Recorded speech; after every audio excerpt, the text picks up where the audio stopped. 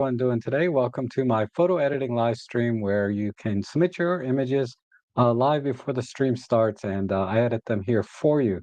And also, I usually give an image for you guys to edit.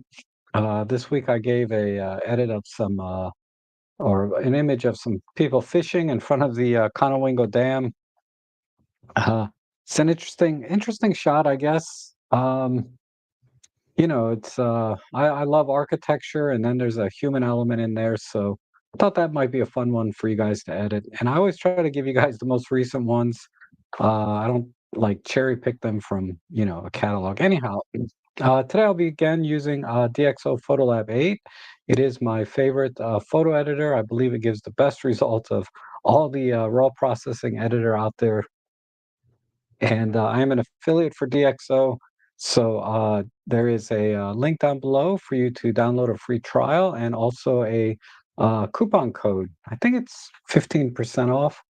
Uh, so if you do decide to purchase it, I will earn a commission, which goes to help to support the channel and all the work that I do here for you. And once you do purchase it, of course, I'm always here to answer questions you might have about DxO, and hopefully you learn a few techniques and some of the tools available uh, during the live editing stream, which is kind of the main purpose here.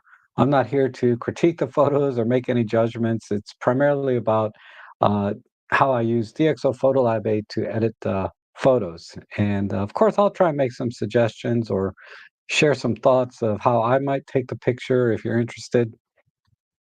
But again, it's very subjective. Everyone sees the same scene differently, has a different style, and I don't want it to imply that there's anything wrong with your photo, but just how I would shoot it differently if I were in the scene. Okay, so let's see. I see. Oh, Richard Wench, thank you so much for your support. Uh, yeah, if you do want to support the channel in other ways, I do have memberships for 99 cents. And also, you can buy me a coffee or make a donation directly. I see Ron is here. Ron, thank you so much for your donations. As many of you have donated to my channel, either through coffees or direct links and memberships. And of course, it's always free to subscribe and hit the like button as well. And participate, right? In the stream is also a great way to show support. So I appreciate all of that.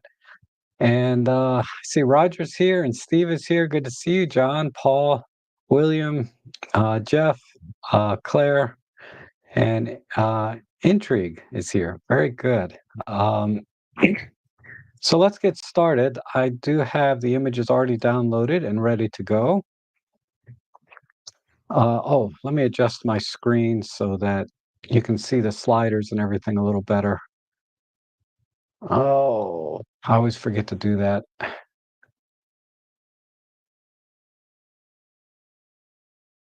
Okay, good. All right, so a little bit larger screen. So we'll start here. This one is from M. Claire. And okay, so we have a framed shot at a marina and nice reflection. So first, I'm just going to apply a basic preset here, which is the optical corrections and noise reduction. Uh,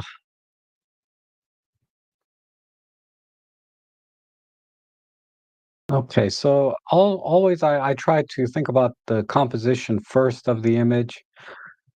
And I think the vertical kind of works here. It's just a little bit off center for me. And I also like to look at the colors in the scene and how they accent or complement each other. Or if it's mostly monochromatic, I may go to black and white. But I think there's enough color accents here that I can work with the blues and the red. And the framing here, though, hmm. Let me just straighten it out a little bit. I think that's the first thing I want to do. So I'm just gonna adjust the horizon, and then I wanna make this even on the left and right side. So I'm just gonna center that right about there. I guess that's about right. And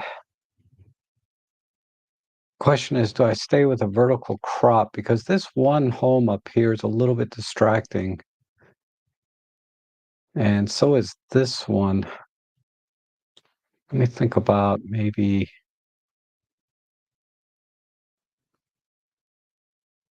doing a horizontal. Okay, I like that a little better. The home at the top was white, the same color as a lot of these boats, so that was one distracting element. And let me center this a little bit again. Okay, good. And I think what I'm going to focus on are, I guess, the steps here in the back and ladders,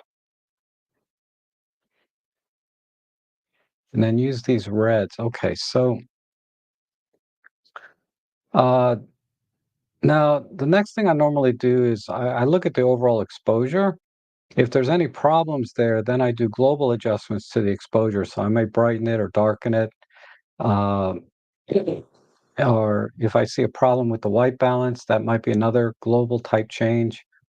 Um, I think the white balance is okay, but I'm just gonna take a look at what it looks like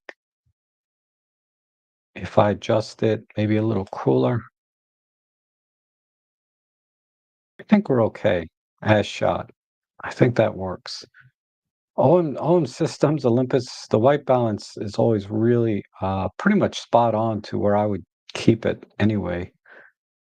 Uh, okay, good. So I think we're okay there. And then now I just go right into local adjustments.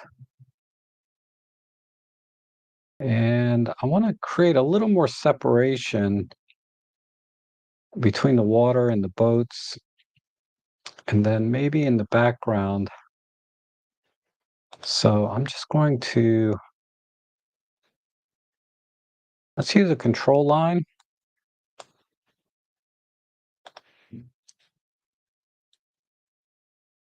And we'll go about that far. And then I'm going to use the eyedropper here and put it on one of the darker areas. Then I'm going to tighten up the luminosity mask because I really only want to affect the darker part of the water. And then let's add some clear view to give it some, just a little more pop. And then we'll pull the blacks in. So now the reflection of the boats are a little bit stronger. So you can see if I move the eyedropper to the lighter parts, I don't get quite the separation as when I move it to some of the darker parts of the water. And I can always move it around after the fact just to get the exact effect that I want. And that looks good. And sometimes with water, I like to cool it off as well. So I'm going to adjust the white balance on that control line just to make it a little cooler.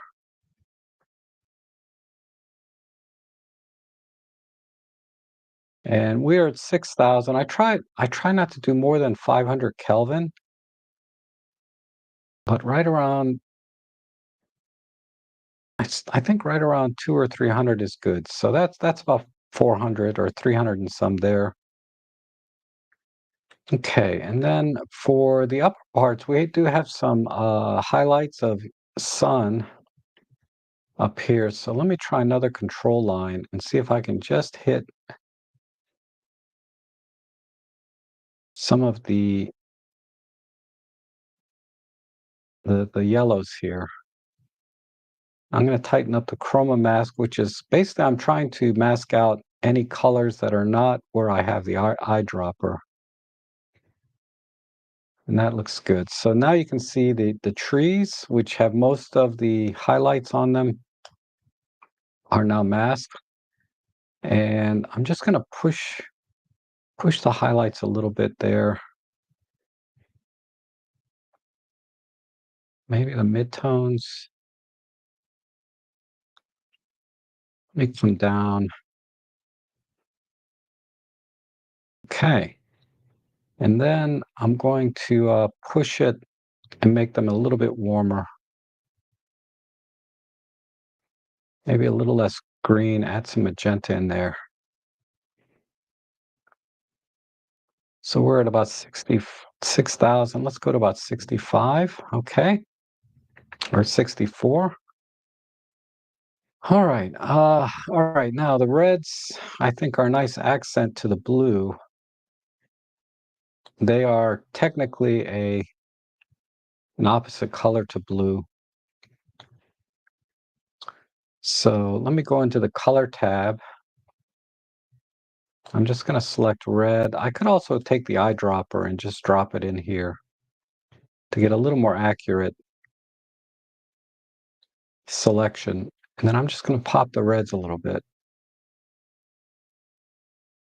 I'm going to do the same thing for these blues. Let me select this blue here. I'm just going to saturate those a bit more.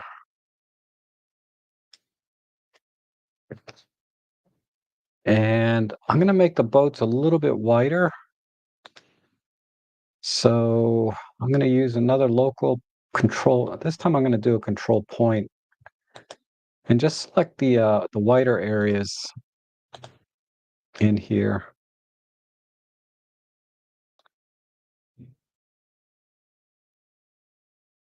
And let's just push the highlights a little bit. And then maybe desaturate a tiny, tiny bit.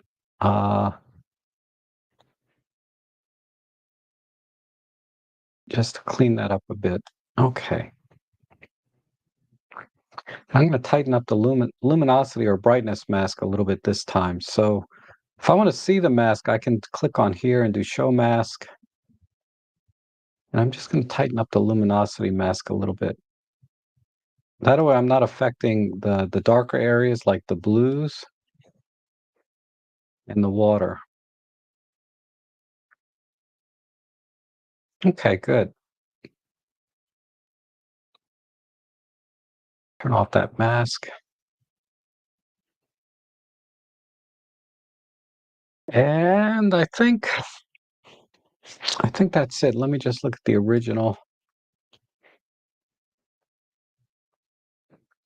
Very subtle change, but I think I'm done. So let me export this.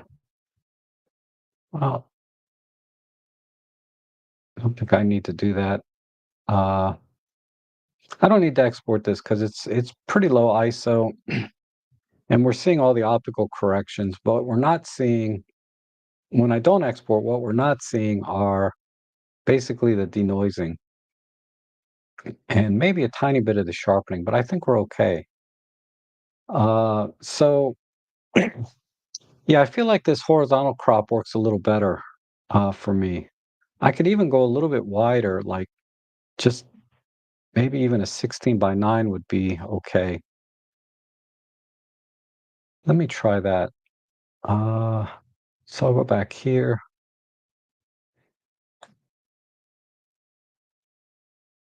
Then we'll just center the boats.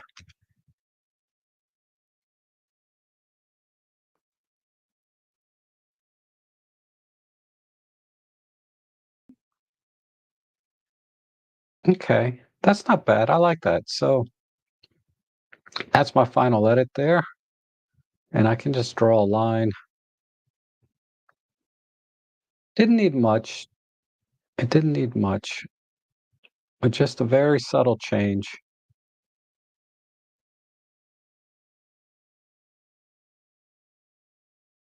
And that's our final image.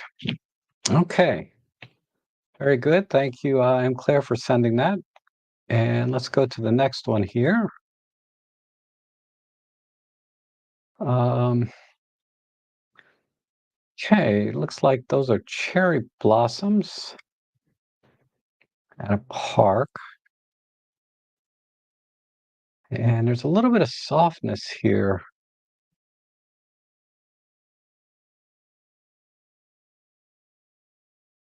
like not not like out of focus softness, but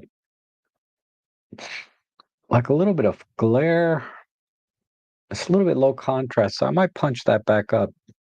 Okay, so I want to accentuate the pinks in the cherry blossoms here, but I want to find a composition. So let me just apply basic preset first.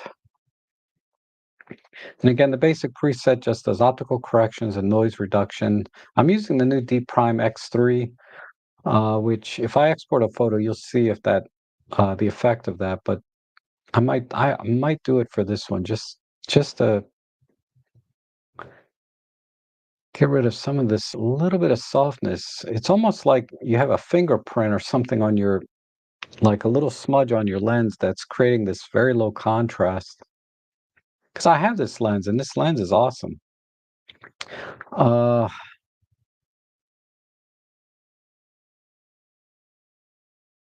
okay, composition wise,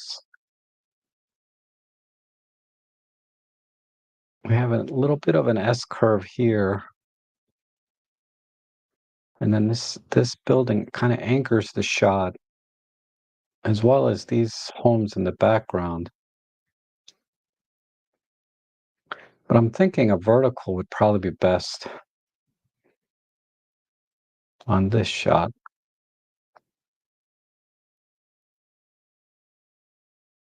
Let's try 5 by 4.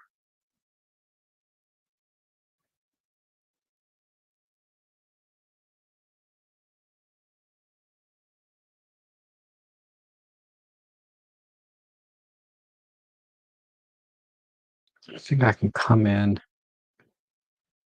capture more of that lake, maintain that S curve. Oh, there's some yellow flowers here, maybe some daffodils or something. See if I can come in a little closer to that.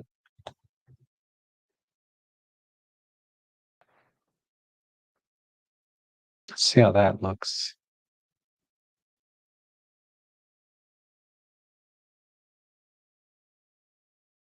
Needs a little bit of a tilt here. Okay. It's a little bit heavy on the bottom. So I'm gonna move this down.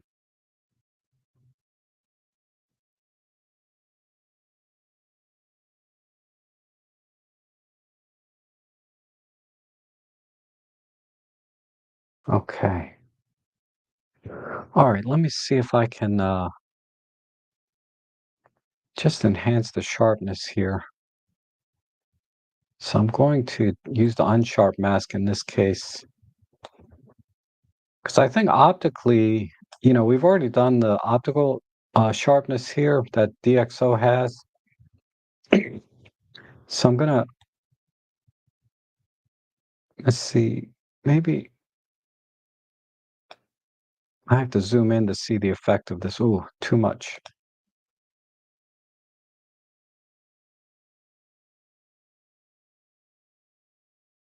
Might have to do some micro contrast. Okay, I think that's sharp enough. There's a little bit of uh distortion here as well. Let me see if I can do perspective. No, that's bad. Okay. Let me see if I can just, I love architectural photography, so these little minor uh skewing problems just always catch my attention. So I'm gonna try and where's my other.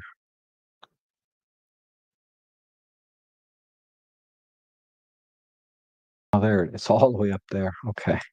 Let me get these in frame. Gonna try and straighten this out.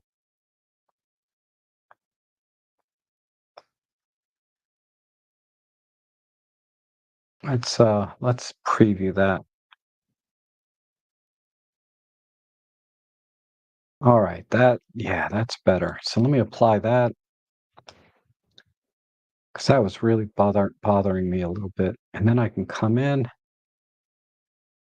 and frame this. Okay.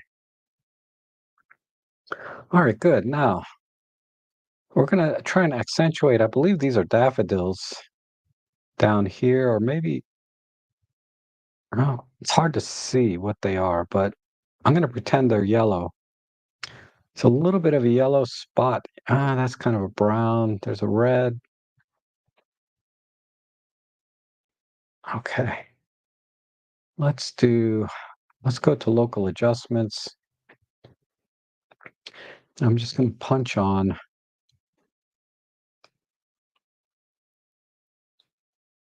just the pinks if I can. Let me tighten up the chroma mask just a tiny bit. Maybe the luma mask as well. Okay.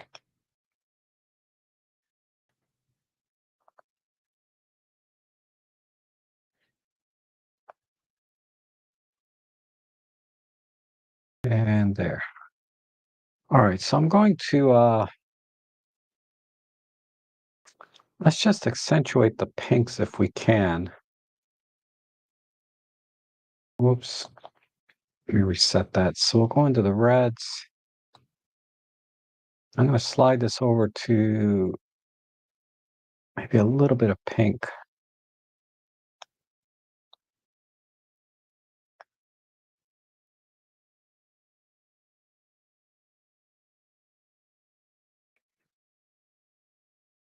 Okay. And maybe just pull the highlights a bit.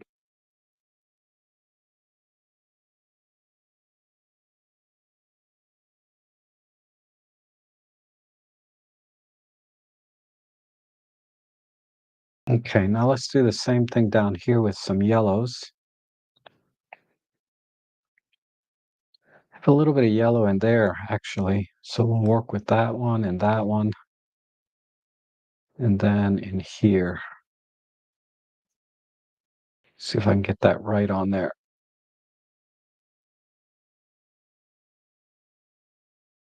And let's tighten up the chroma mask a bit. Okay, good.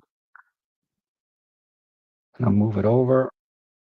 And I can use this move zoom window to kind of move the location, and which is really useful when I'm zoomed in this tight.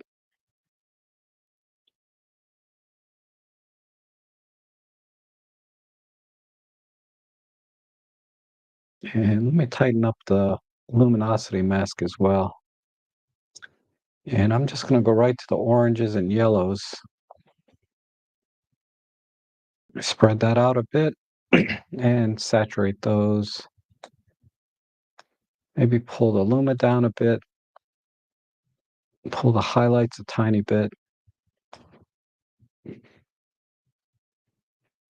Give it a little more yellow. I'm just going to push the white balance just a few hundred Kelvin to warm them up a bit.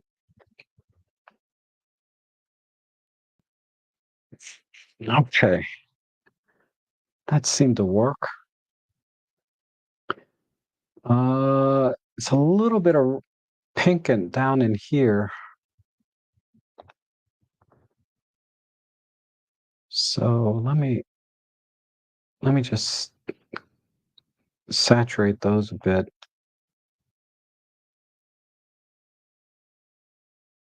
Okay, good. Maybe over here, just a touch. And there.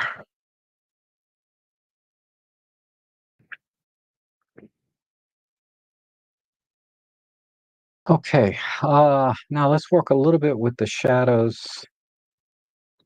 So I'll just do another control point on this building. and just brighten that a bit. Give it some clear view, some contrast.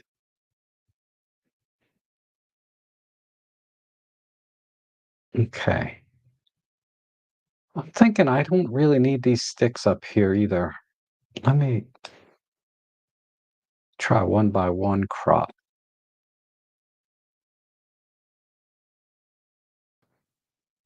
and just come in much tighter.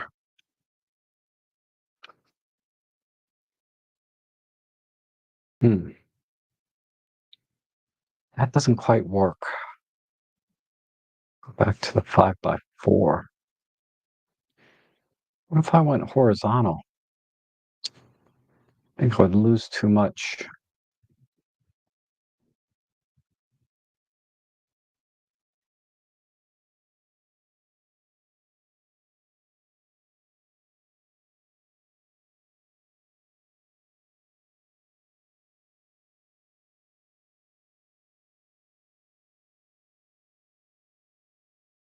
Let's stick with this. And then one last thing I'll do is a little bit on the water. Tighten up the chroma mask a tiny bit and just pull the blacks in clear view.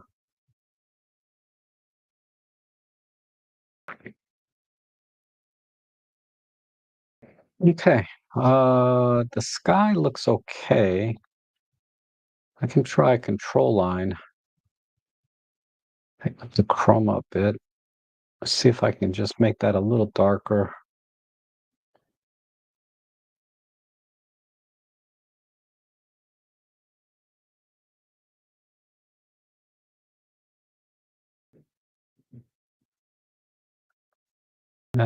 Just a touch. Okay.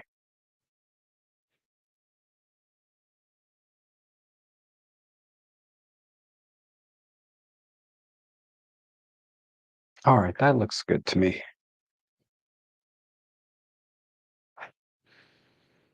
Then just a slight fix on the crop.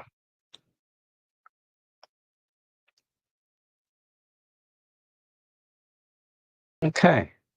So I'm going to export this one to see if I can.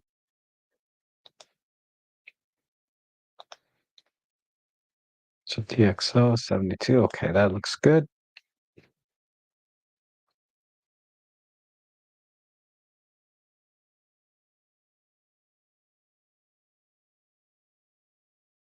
And it's almost done. Okay, so we're going to compare to the output. Let's reset this one. And just first, we'll do a side by side. Okay, so here's the original on the right. And like I was saying, there's some softness on here. Maybe check the rear element of your lens. Clean. I think you need to clean the lens. It's got some haze to it that shouldn't be there. But DxO cleaned it up really nicely over here, I think. So if we do a full split view like this, I don't know if you can see it in the stream, but this is very, very soft over here.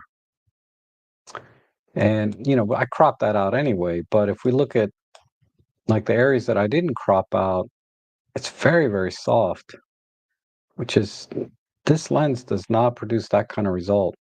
It does better. So let's see what the final result was. And I think that looks really good. Because now if you look at the trees, all that softness has gone away. That's partially due to the optical corrections and also the D prime XD. But that's my final edit there.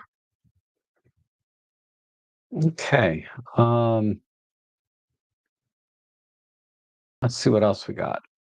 Give me 1 second here. I need to adjust my screen just one more time.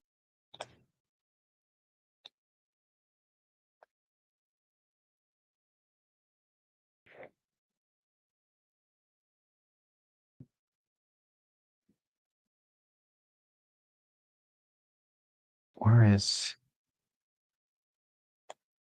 Okay, now we're back. All right, let's go over here to William's image here, and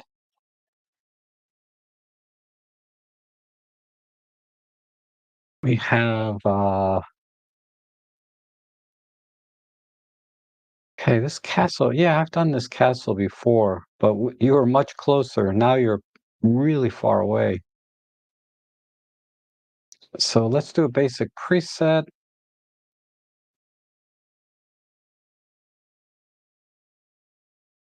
And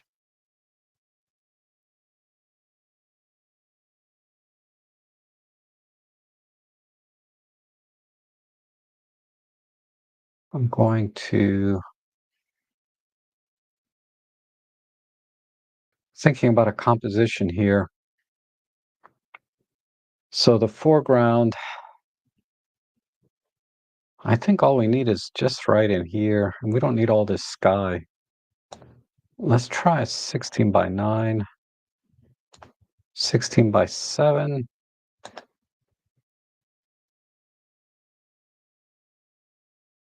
I would even go as wide as 65 by 24. Okay, you see if everything looks good there. Horizon looks straight.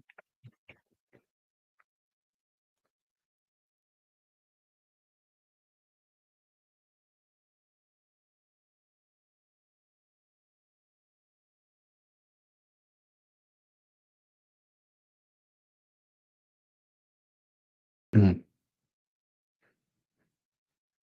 But it's so far. What are you at? You're wow. Oh, you're at 400 millimeters f11. So when you're shooting with, the OM1, I would try and keep it at f8, because you're gonna run into diffraction. You can see it a little bit here. Uh, and then you probably could use a much slower shutter speed. But if you're handheld, then this makes sense at 1/800th of a second. So that's okay. Uh, you probably could have went f8 and and you would have gotten like an ISO of 640 instead of 1250. So the image is very flat, like in terms of contrast. So what I want to do is separate the light the best I can. Uh,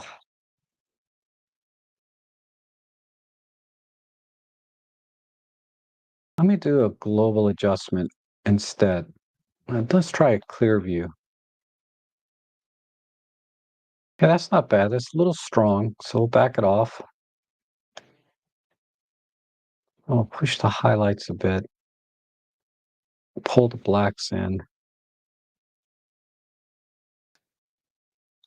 A little bit on the midtones. Okay, now the colors I want to separate as well. The greens, all the colors have been kind of washed out a little bit.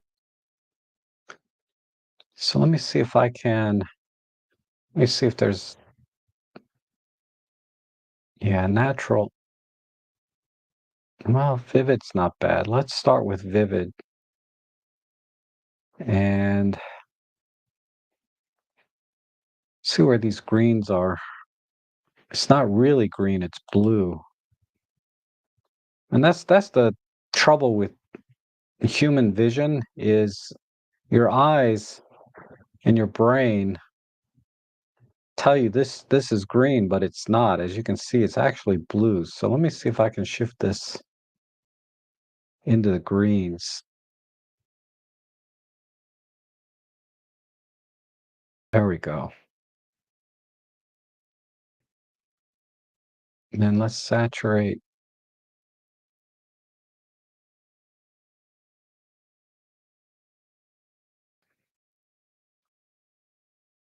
Maybe that's too much. We'll go right there.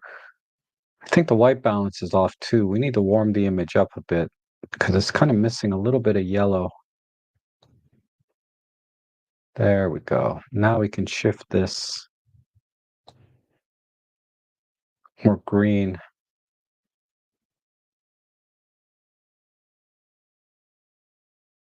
So I'm making a little of an exception here, pushing the white balance more than I normally would.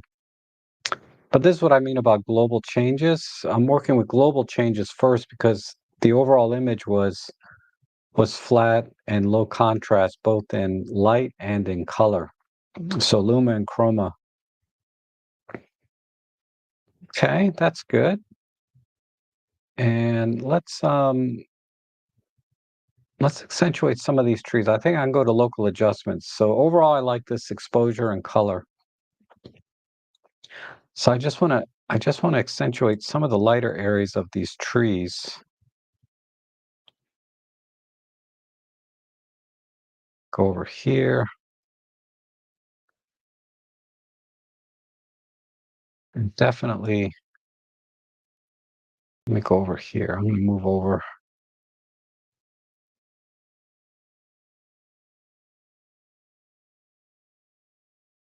Right. So let's start with the highlights. There we go. That looks good. And let's go with the sky.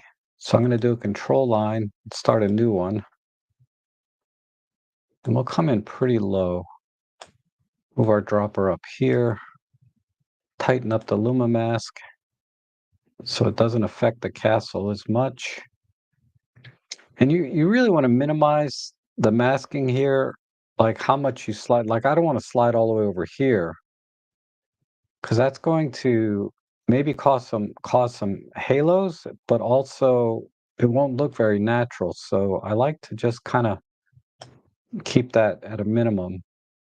And with skies, I always try to start with clear view first, but there's no clouds, so the clear view is not adding much. So let's just do highlights. Just drop that in slowly.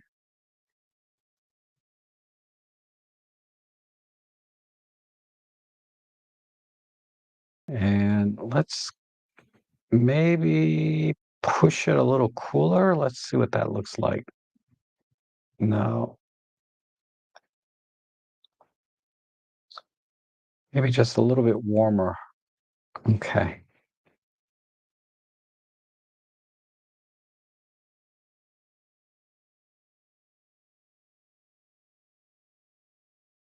All right. I still want to get a little more drama.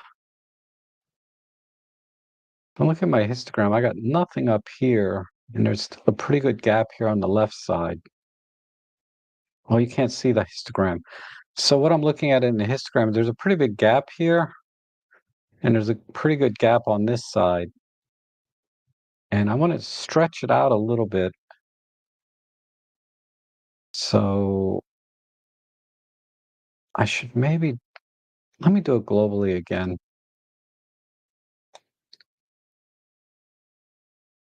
I'm gonna push it a little more, bring the shadows back in. Okay, that's good. Good enough. And then on the highlights side, maybe push these trees some more. Go back over here to the trees.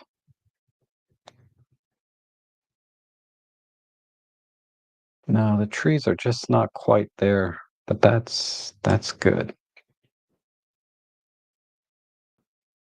Maybe just a global adjustment to brighten it. Let's try that.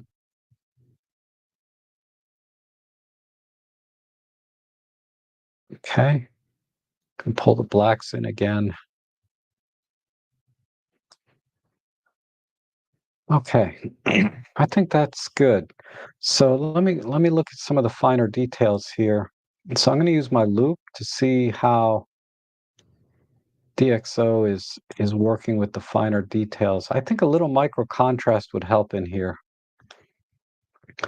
So let me do that locally. Well, no, let's try global micro contrast first.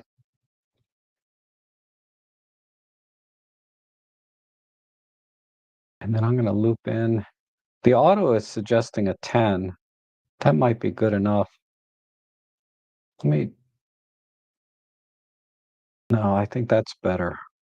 We need a lot more than 10. I really want to see the stonework the best I can and the brickwork here. All right, much better. But it did too much down here, so we're gonna do the micro contrast locally. So let me turn it off here. Let's do it with a control point.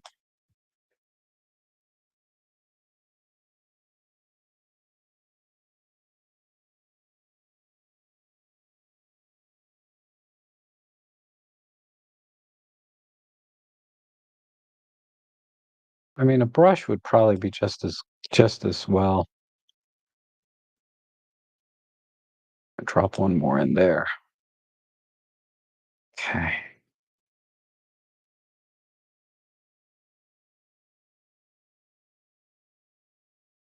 There we go. Now I'm bringing the micro contrast in for the brickwork and not affecting everything else in this because everything else in the scene got too crunchy.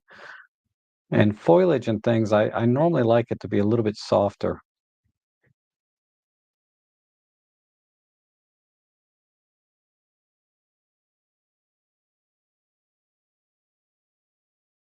Okay, and I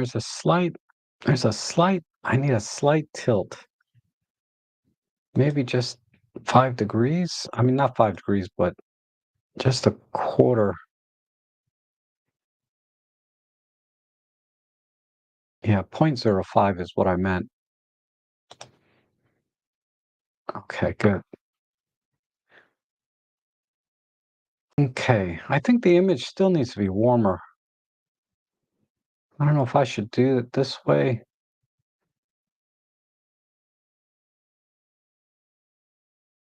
Yeah, that's looking pretty good. Go back to the greens. I think the greens we did with a local adjustment, right?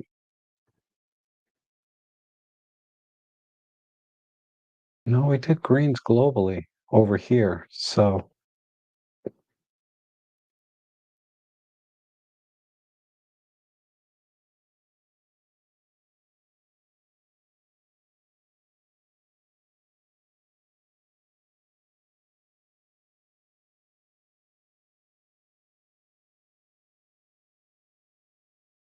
wow, it's really struggling to pull.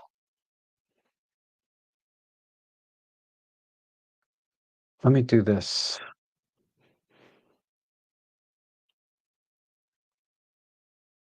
It was this, no,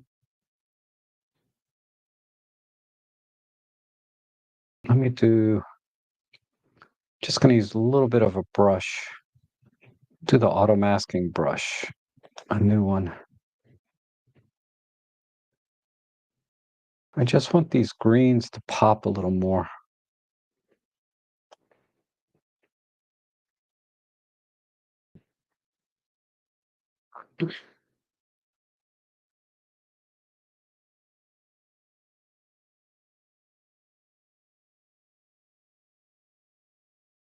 Come into the blues a bit.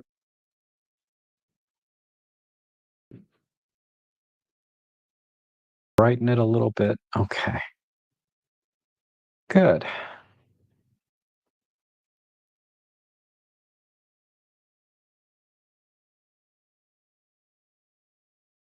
And then let's push the reds a little bit too.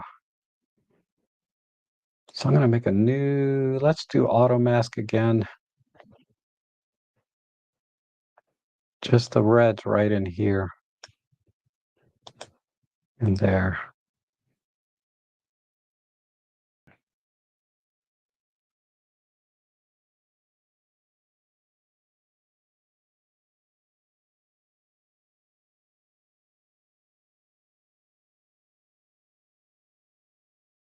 All right, I'm gonna call it there. And this one rock is bothering me a little bit right here. Maybe just crop that out.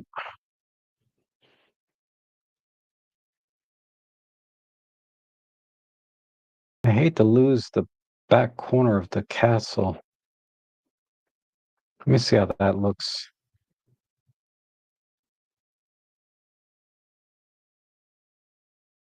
Okay, that's not bad. I'm trying to I'm just trying to make sure that to me, this is the center right here, this corner of the building. So let me try and balance this a little bit. Let's see. Ah, that's too tight. I like the wider shot.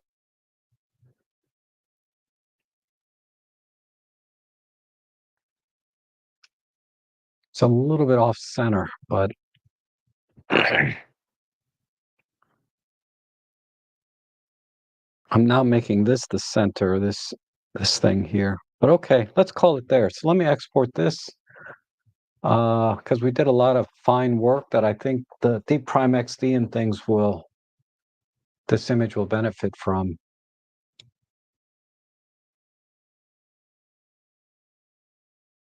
And we'll give that 10 or 15 seconds.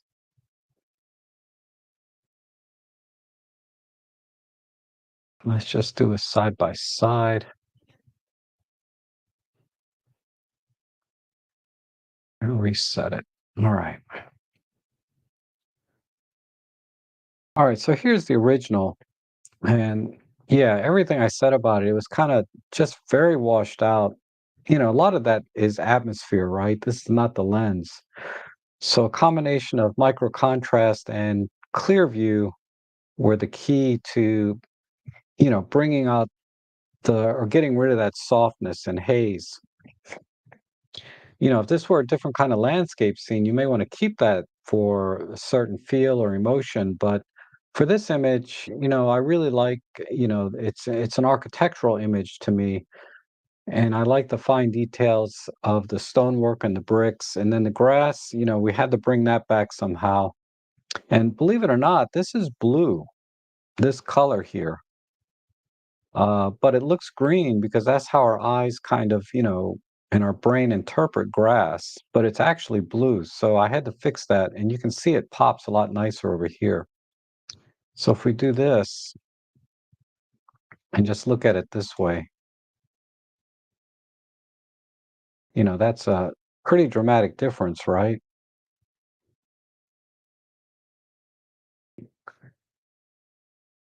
I didn't have to go this wide.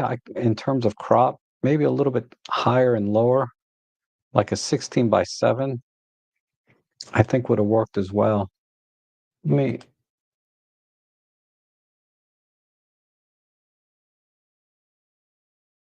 let me try 16 by 7.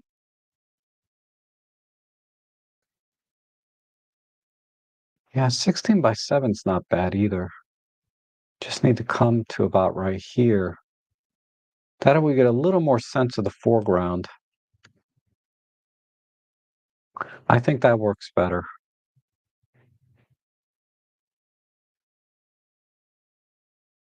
So now we have a little more foreground to bite into. Uh, so export that. Oops.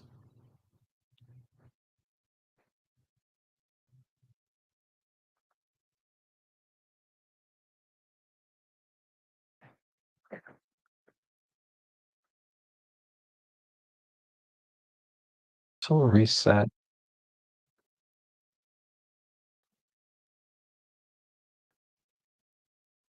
So there's the original. And then there's the edit.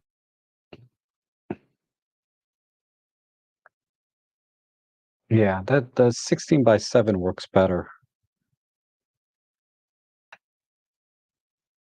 I would have probably what I would probably need to do is go back and brush over here to get the greens to pop a little more. But you get the idea. Okay, and there's a little bit of green in here too. So I don't know. Let me do that real quick. Which brush? It was this one, I think, right? Yeah. Just get the greens to pop a little bit in here.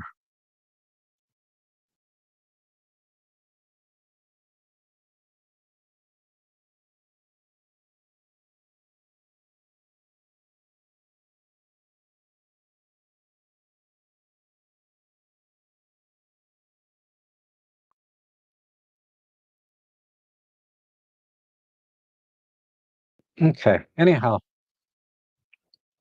let's go to the next one. That was from William. Very nice picture, William. Thanks for sending that one. And let's do this one here from Ron. So we have a tree swallow, and I got your email, Ron, and your cup of coffee. So thank you so much for the coffee and your email. Um, so we have a tree swallow looking for a place here in a barn. It'd have been kind of cool if it was a barn swallow, but then it would be the same color as the barn, right? Um, okay, let's do a basic preset.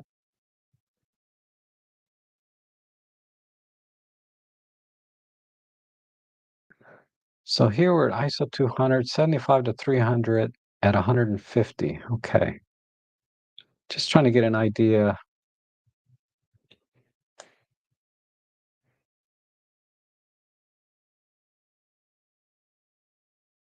So I see a tiny bit of motion blur.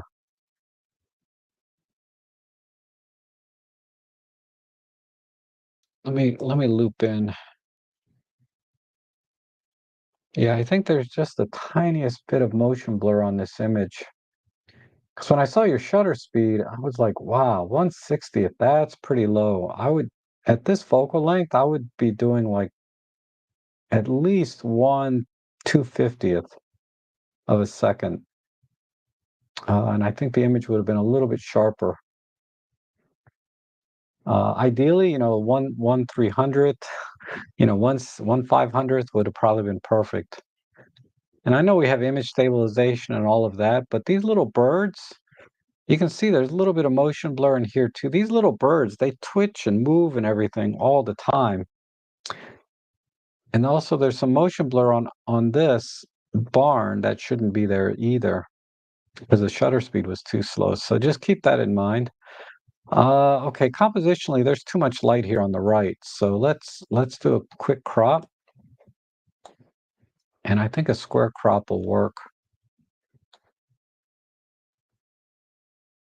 And the question is, do I keep some of the other interesting elements here? We have a hinge.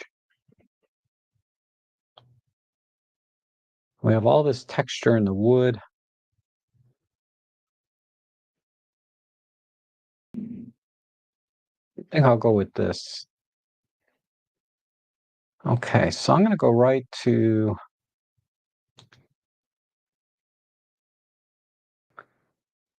I'm going to go to a global adjustment because this image is a little bit soft as well, just a tiny bit. Let's add some clear view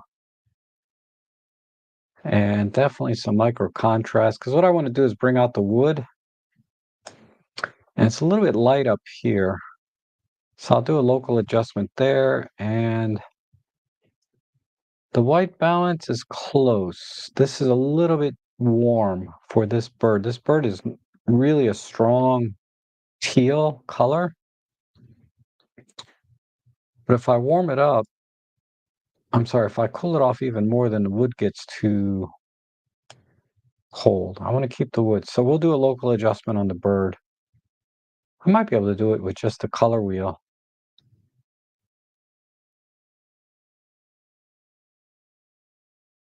Just shift it.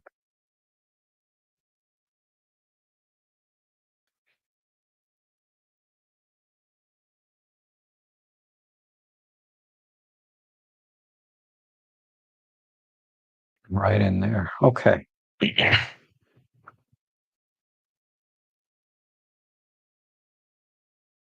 That didn't really do much. Maybe a little saturation.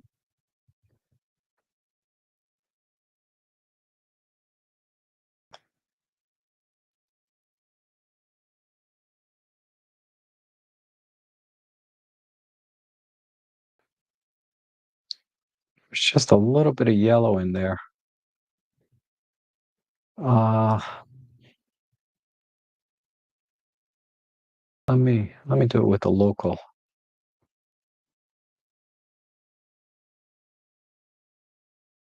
So I'm gonna just pull the yellow out.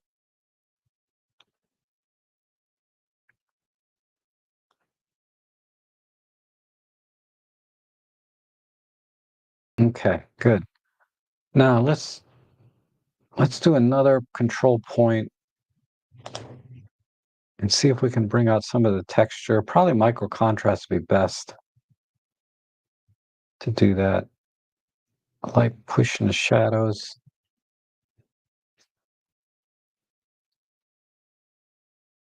Maybe let's try a little sharpness too. Okay. And I'm gonna just drop a tiny bit more light on the face and around the eye.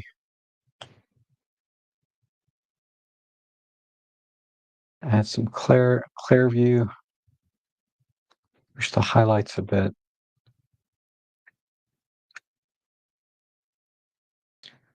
All right, I think the bird is done. Let's work on the wood a little bit. Uh, let me try another control line. And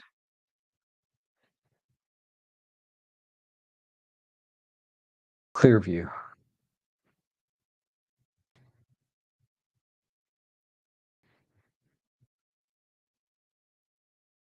And pull the blacks.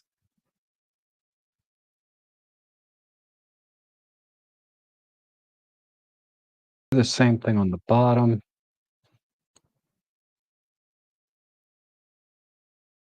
And then let's highlight some of the metal in here. I tighten up the color mask and a little bit there. So let's try pushing the highlights and micro contrast.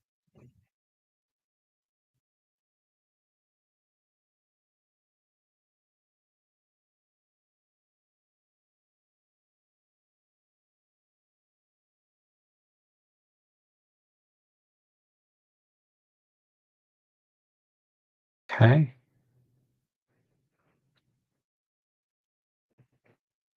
And then just a little bit tighter. I don't like this edge here. So I'm just gonna come in thinking maybe let's try 5x4 again.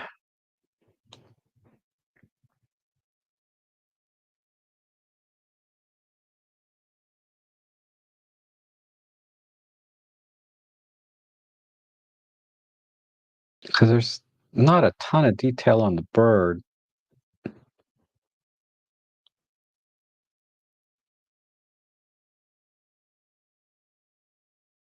Ugh.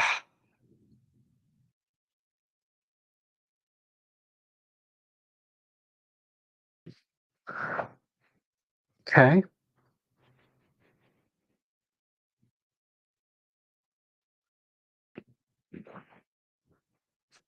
This one little crack here. Maybe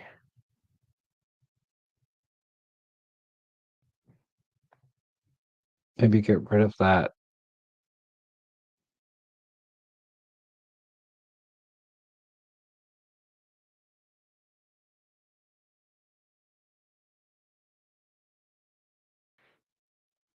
Okay.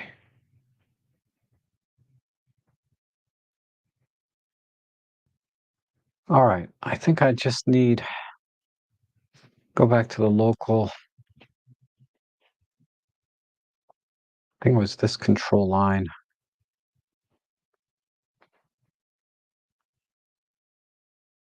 I'm gonna bring the midtones in.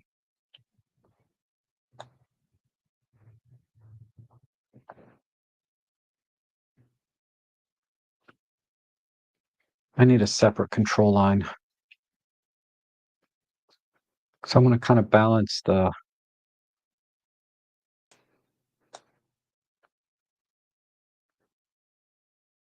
lighting, give it some more contrast.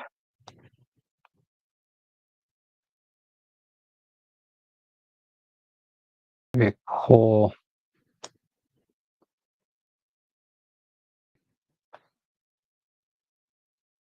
Yeah.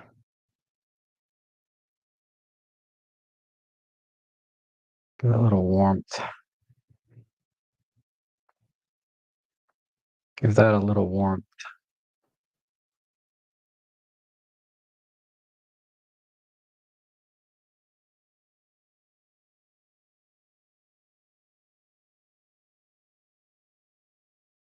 I have to tighten up the chroma mask there because it was making the bird warm again, which I was trying to minimize. Cool off the bird a bit.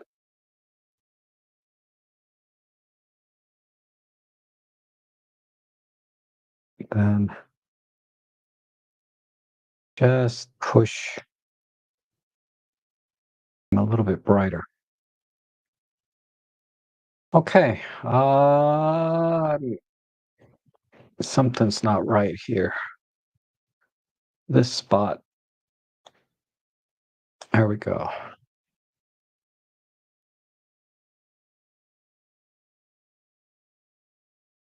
All right, I'm going to call it. So let's export that.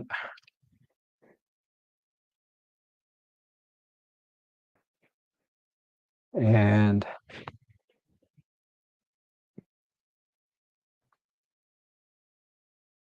let's reset, do a side by side.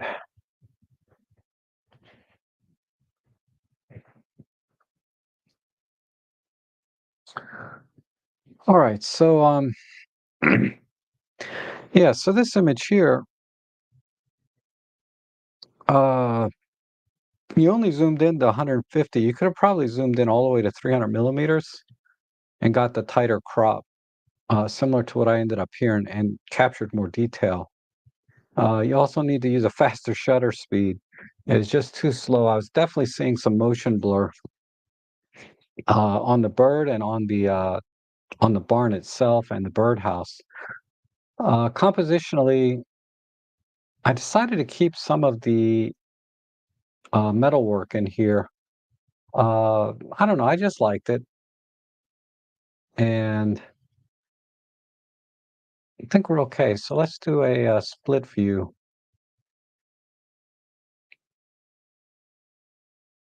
And you can see it's very flat, a little bit soft, but I think we did okay. And if we zoom in, you can see DxO brought in a lot of the detail here that got kind of lost from the softness, but I did that primarily using the unsharp mask rather than the deep prime detail extractor. So I'd have to experiment a little bit to see between the unsharp mask and the DxO detail extractor for deep prime. But it's not going to make a whole lot of difference because, like I said, there's just a hint of motion blur in this shot. But I think that came out pretty good. So I hope you like that, Ron. Um, okay, I see a lot of comments. Let me go into the comments section real quick and see where we're at, and then I'll continue because I have a lot of images today. Okay, and Paul is asking, when you replace the crack in the board with the bird nest picture, can you reverse the copied part horizontally to eliminate the duplicate effect? Yes, I believe you can. That's a good question. Let me see. I've never tried that. But let me try.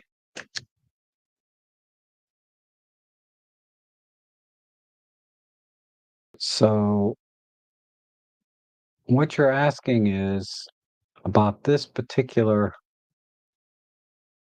crack, right? I think if you do this, you click on this thing. Let me see. I can reverse it this way. Of course, the lighting is now a little bit different, and then just move it up. But I think that's what you're asking, and I can deform this a little bit flip it upside down, you know, and that would definitely get rid of the duplication effect, right? So there you have it. Okay.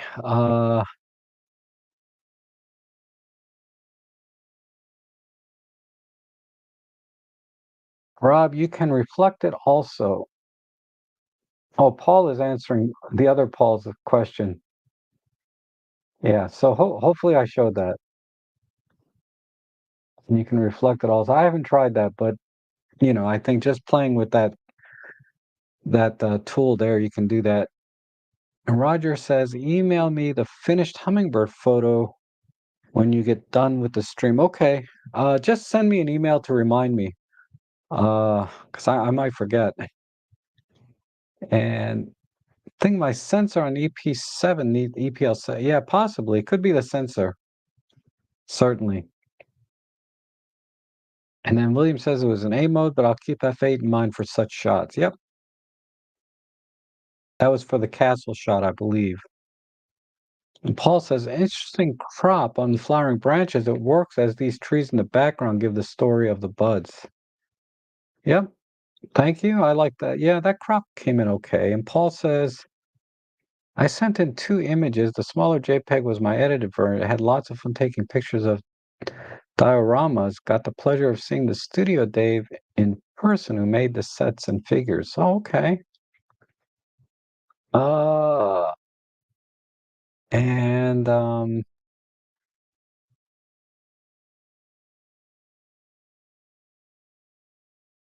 you went to I almost went to Conowingo yesterday or day before yesterday. Almost, but I had something else. I can't remember. Uh, okay, so that we're all caught up there on the chat. All right, let me go back to the editing. Oops.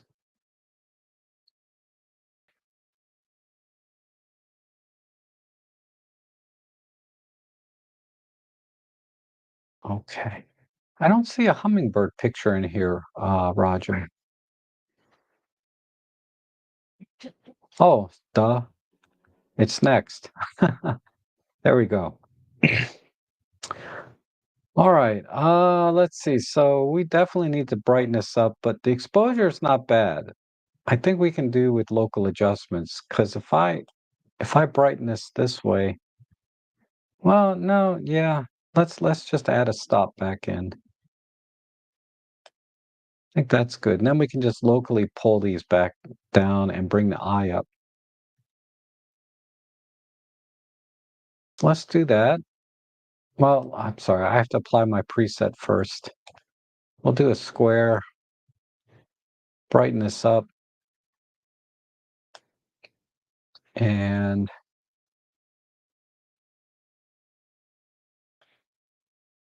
let's just pull the highlights in here.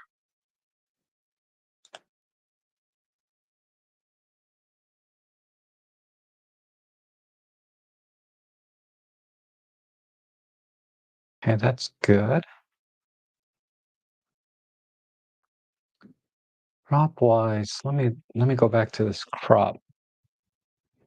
Just give it a little tighter because there's a lot of detail in this one.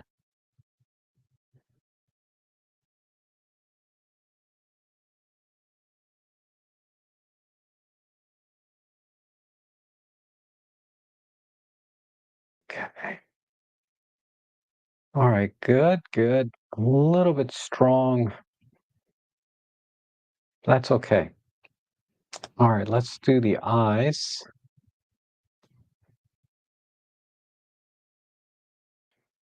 Let's see if I can bring up the eye. Give it some clear view and micro contrast.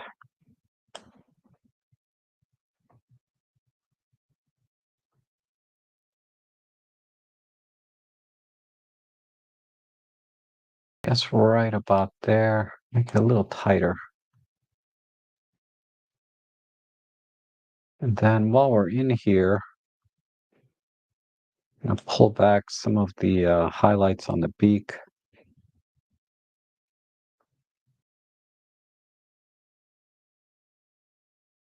Whoops.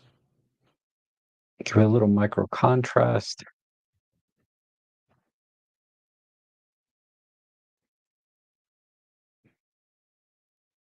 Maybe a little sharpness. Okay. Let's move that there. All right, good. And then I'm going to pull the highlights just a tiny bit on the head, right in here.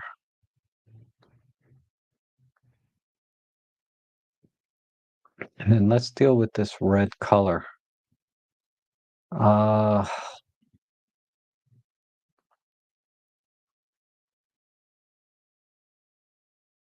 I want to tone it down because it's really reflecting on the bird. Maybe if I just desaturate a little bit.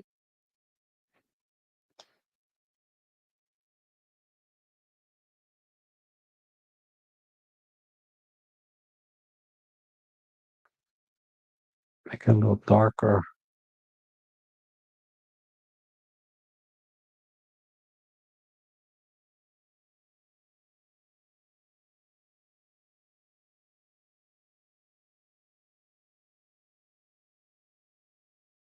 Let's I might need to adjust the Luma mask a bit. Okay. Okay.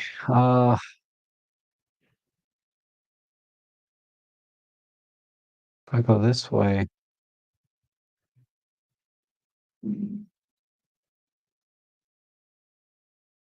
Okay. And I just noticed the horizon is just a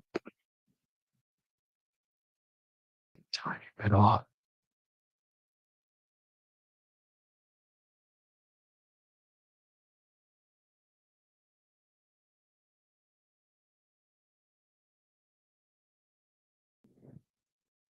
Let me go back. Whenever you tilt the image after you've already done local adjustments, you have to make sure that you didn't, because the local adjustments don't move with the tilt when you're doing your sort of adjustments here. So everything looks like it's in order. These have moved a tiny bit.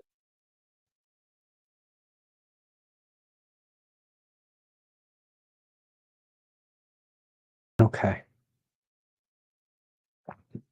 High is fine. This is fine. All right, good.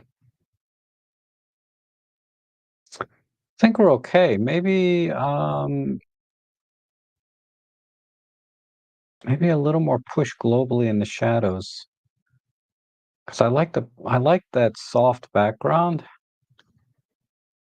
And let's just give it a little bit of yeah, that's good. Just a little bit of clear view. And I'm gonna pull this back just a tiny bit.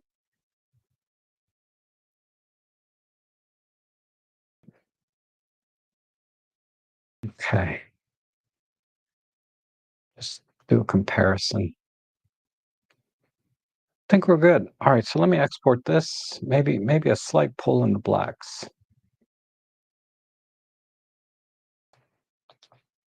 No. Yeah, just a hair. Okay.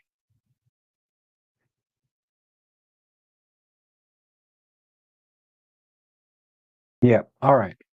So I'm going to export this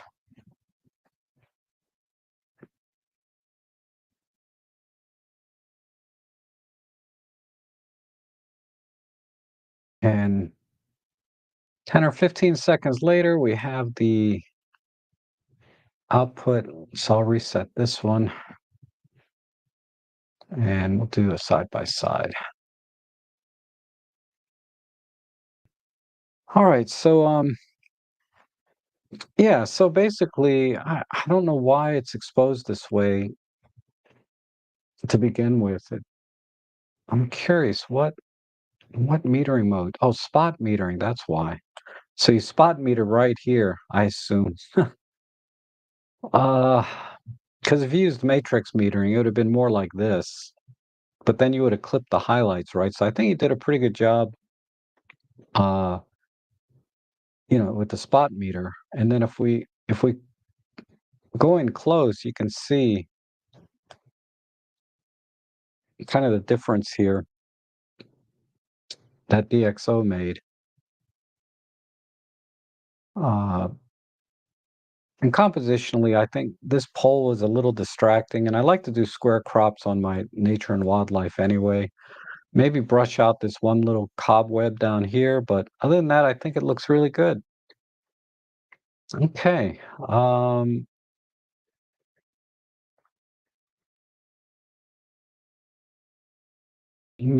Sorry, I need to adjust my screen again.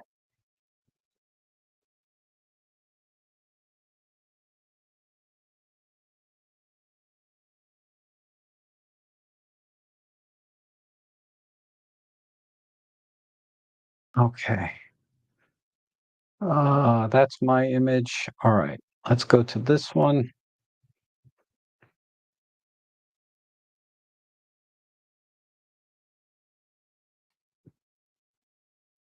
Okay, this one. Let's see.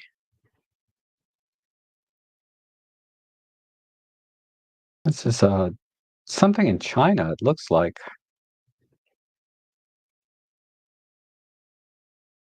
75 to 300, 1/125th. Wow, again with the shutter speeds.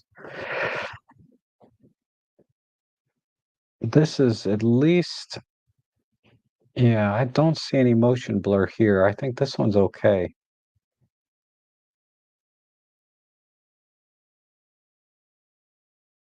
Compositionally, we're doing good. Let me apply basic preset.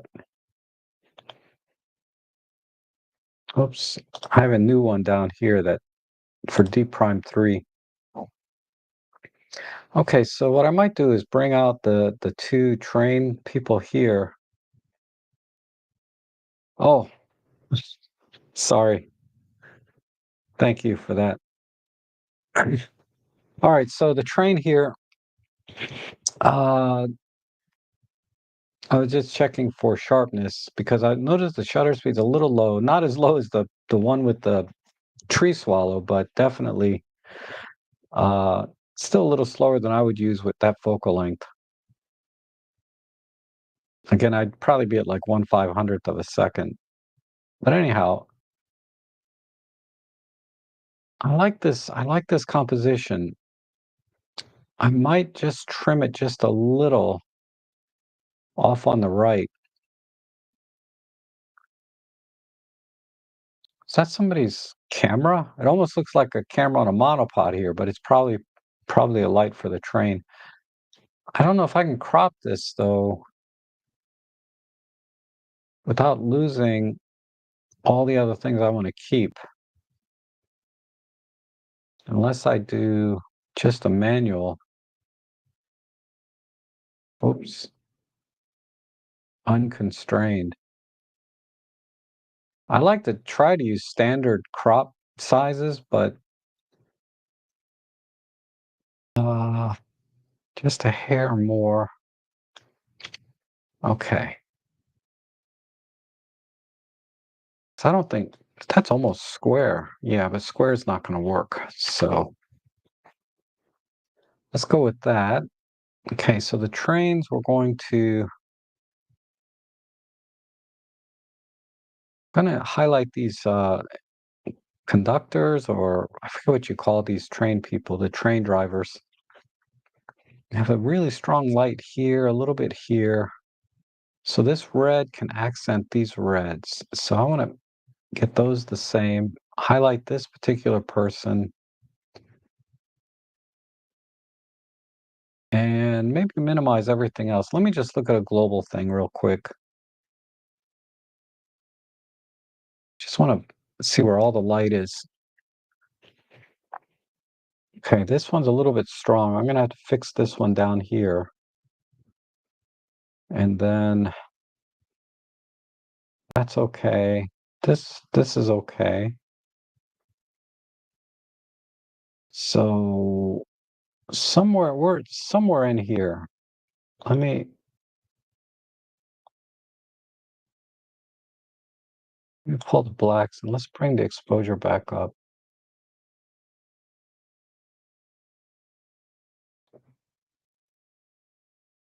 Right about there.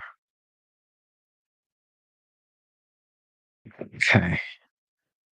And then we'll do some local adjustments. Um,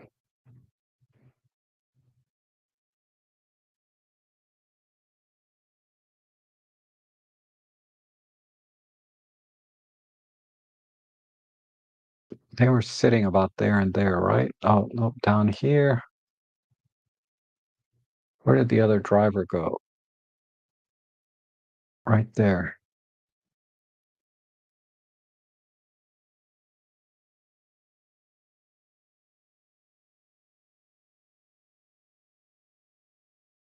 Okay. Let's switch over to a brush.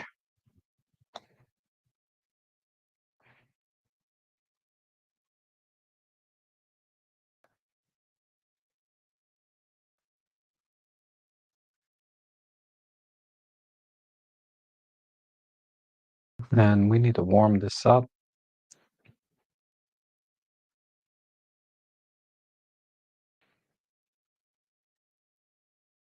I did this. I really did this the wrong way. Let me start over. Let me just use a brush. It's my flow. Gosh, my flow and opacity are way off. All right.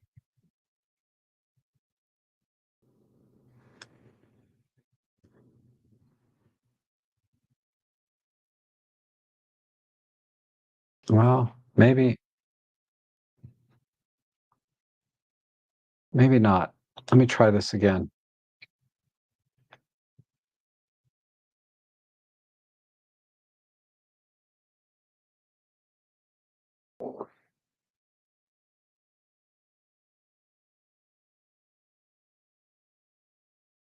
Okay.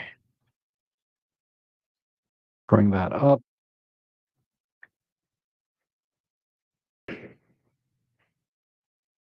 and warm it up a bit,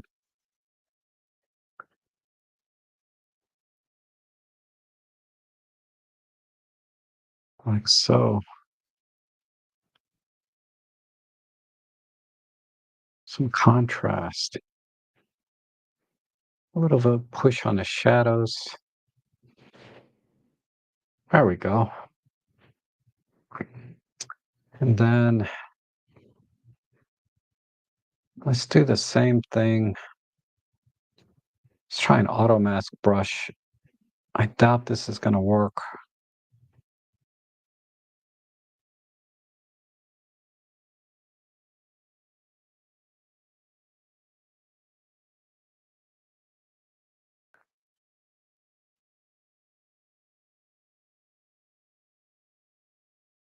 Let me erase this part.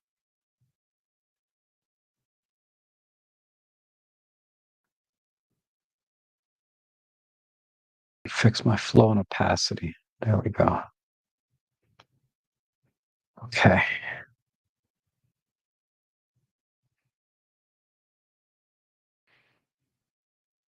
Let's bring this guy up a bit.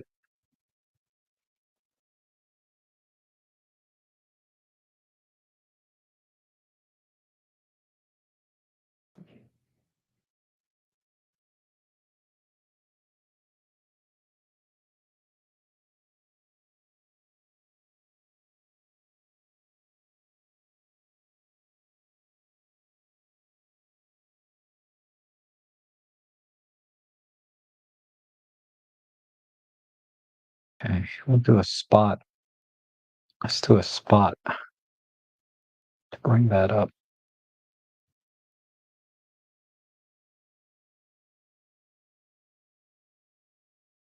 Oh my God, I keep messing this up. Let me.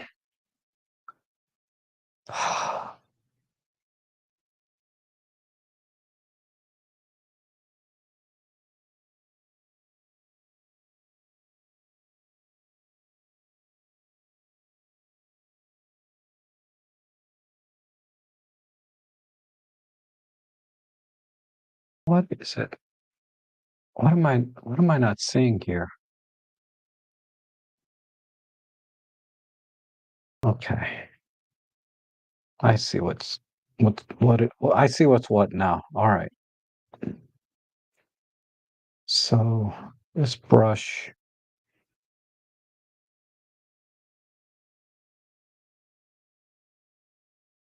and we'll tighten up the Luma mask. There we go.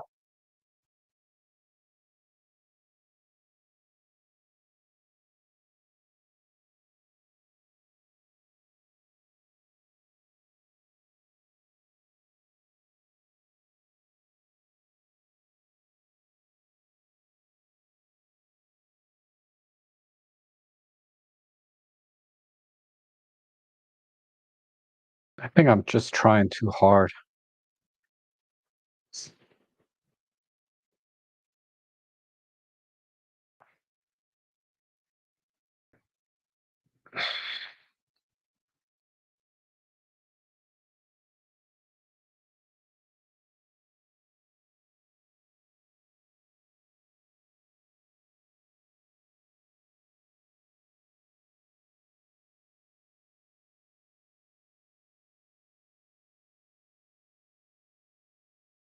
What is wrong over here? I got that brush there. I have these control points.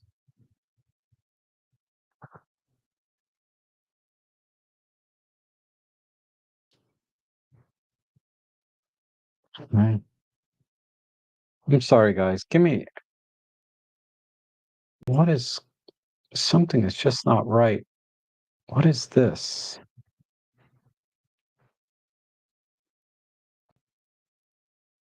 At that brush, show mask.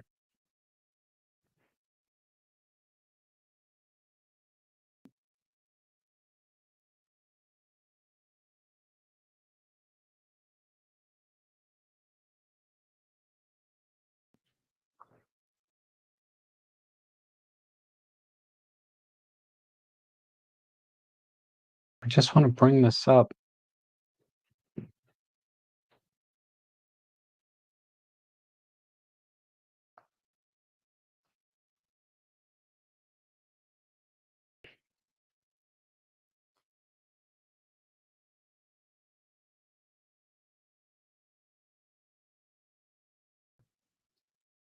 All right, that's fine. I'm really messing that side up, but that's okay.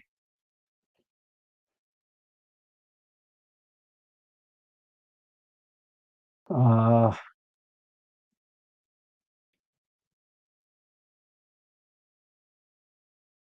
his hand.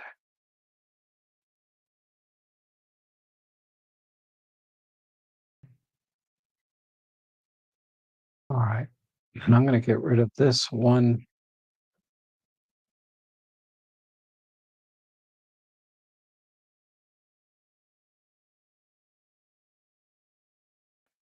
Okay, that looks good.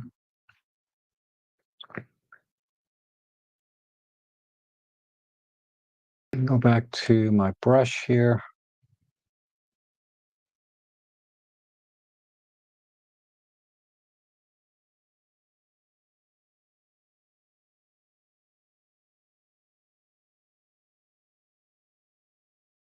Just put just a kiss more light there.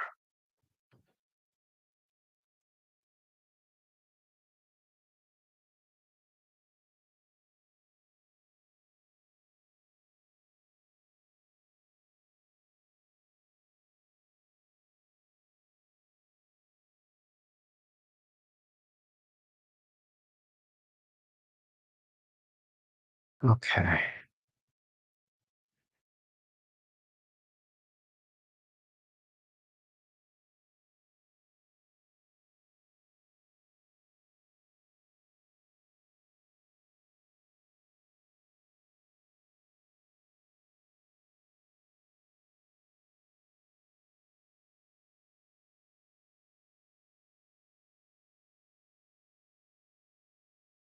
There was the reds in here.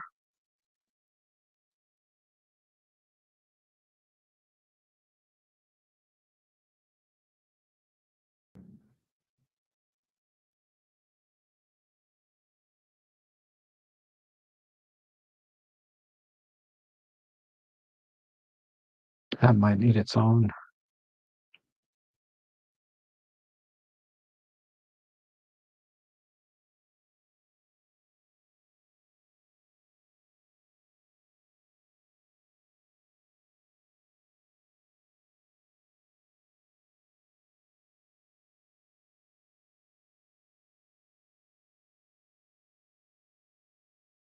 All right, well, I'm almost done.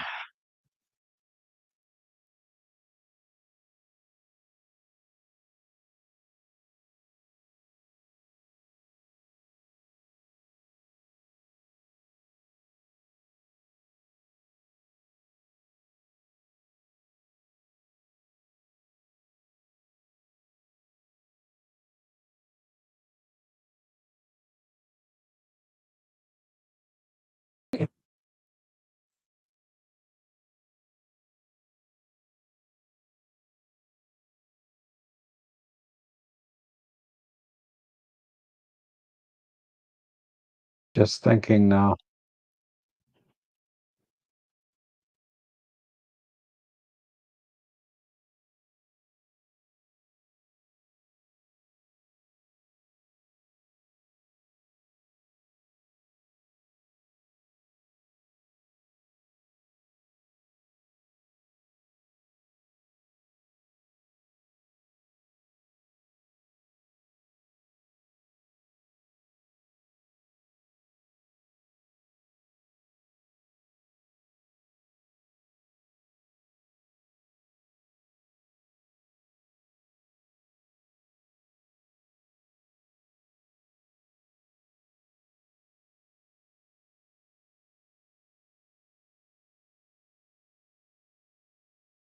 All right, let's try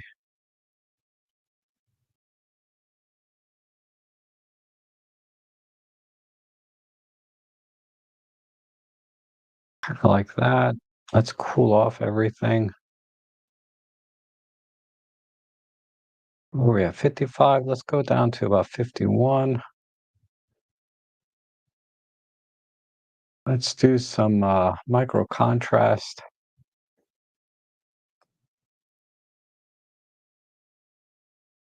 A little bit of clear view just to make it a little gritty. Ah, it's a little bit too cold.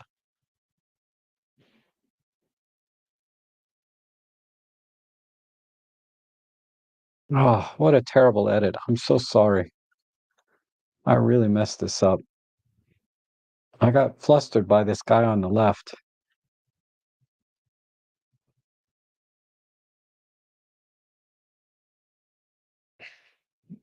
All right, let's call it there. Let me export this. Sometime this is one of those edits that I need to like walk away from and come back like a day later. I really messed this up. Okay.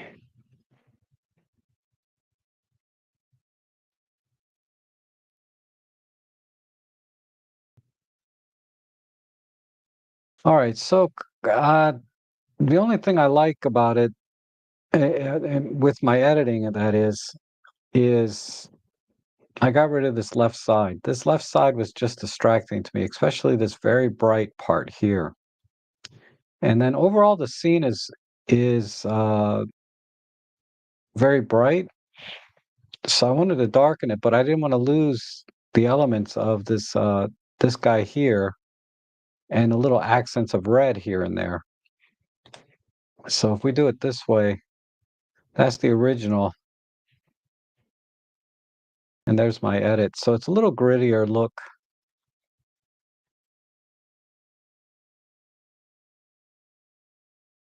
but I still like the edit better than the original, but I don't like the final edit that I did. If I have to be honest, I really don't like what I did there. It really needs kind of a little bit of it needs something. I'd have to walk away and come back because I'm not getting quite the look that I want. But I like bringing the conductors here of the train in.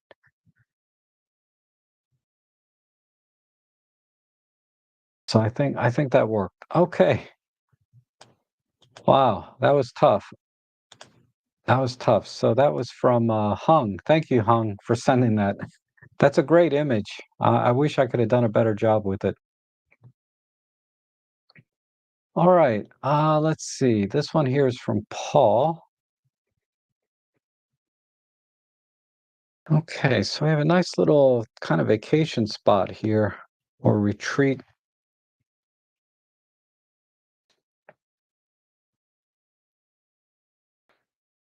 Let me think here. So, yeah, really harsh lighting again. And compositionally, let me get a basic preset in.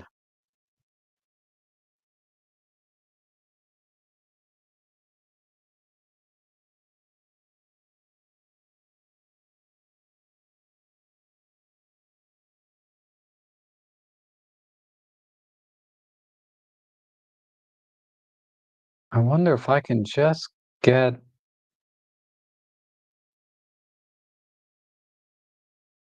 sort of the stock in the boats. No,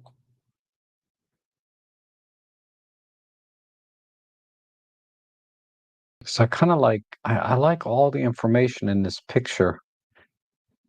There's a lot of interesting things here. Maybe a 16 by 9.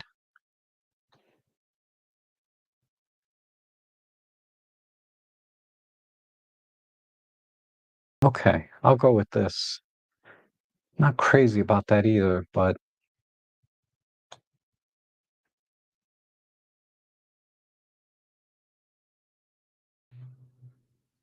no, I'm just gonna go with this. And then let's hit these canoes here. Tighten up the chroma mask.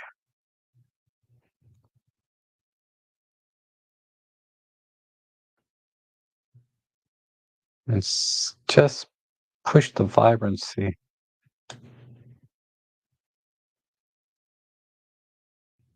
I'm sorry, the saturation on these.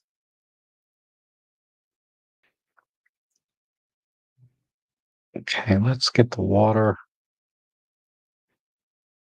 Pull that. Give us some clear view. Wow, the water's really blue, so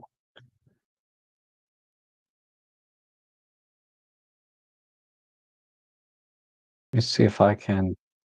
Actually, I need to warm it up just a tiny bit, just a couple hundred Kelvin. Okay. And then let's work on the windows.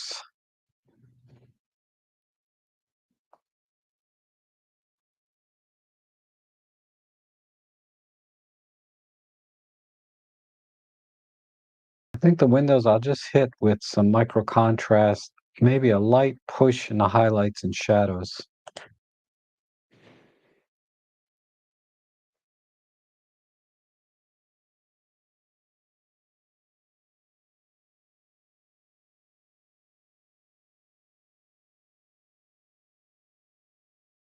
And it's a micro contrast, maybe some clear view. All right, good. There's one over here and one there. No, we don't need that one. Okay, let's accent.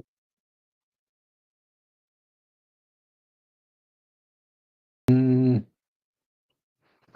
let's make the sky just a tad darker.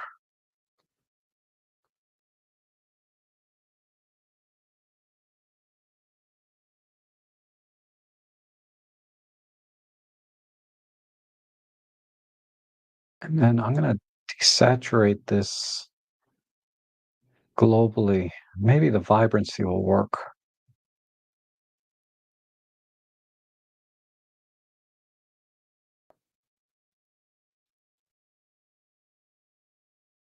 Just to balance it, make it a little more muted. Okay. And then Let's do some global adjustments. A slight push there, a slight pull here, slight pull there.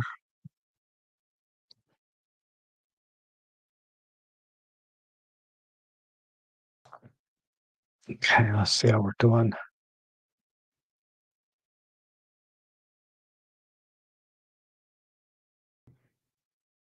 Uh, maybe not this.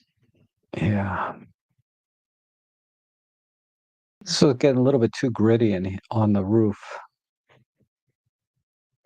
What kind of roof is that? Is that moss growing all over this roof? It's interesting, or is it supposed to be like that?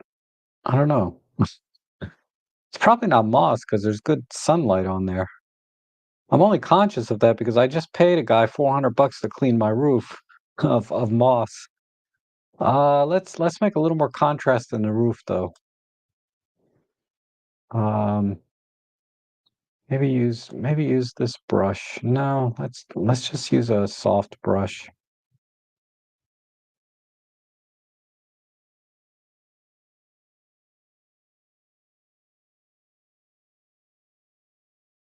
Just try direct contrast here and pull the blacks.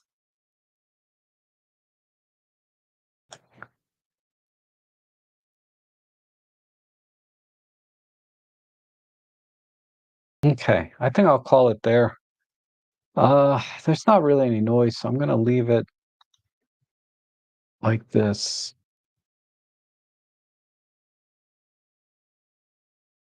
It's a little dark. So just a global push, maybe a little more in the shadows.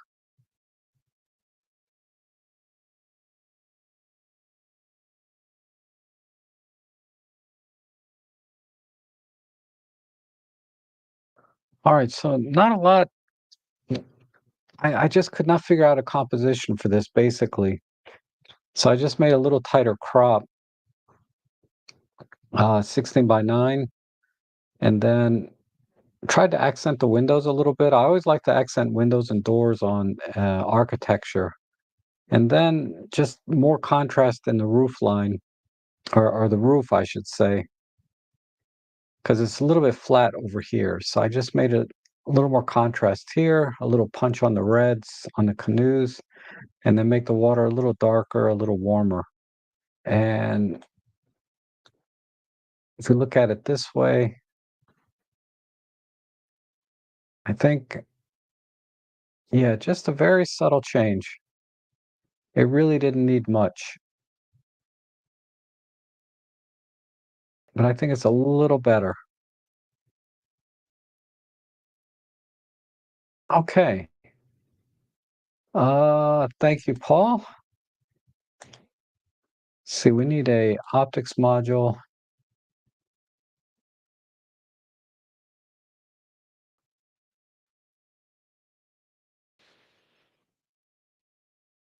And this one's from Mike.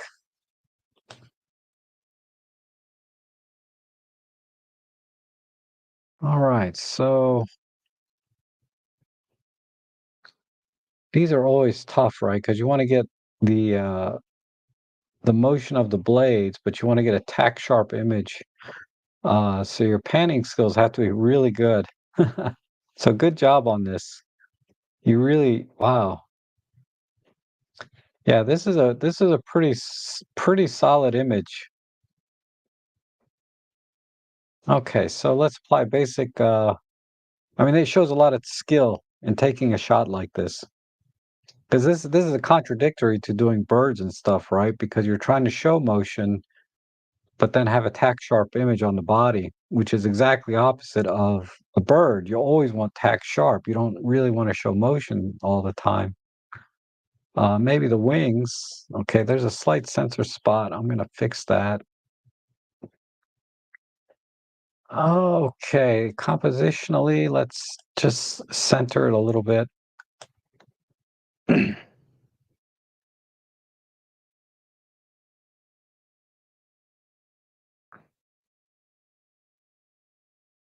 get a little bit more of the foreground. And then we just need to temper some of the highlights and pull in the colors. So let me tighten up the Luma mask a bit.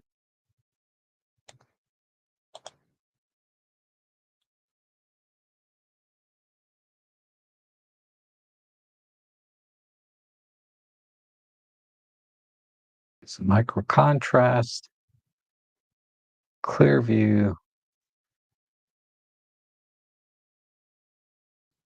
Okay, now let's go to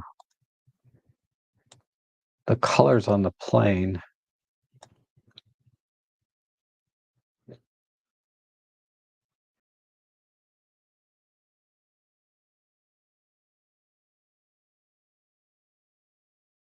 I have to be a little bit careful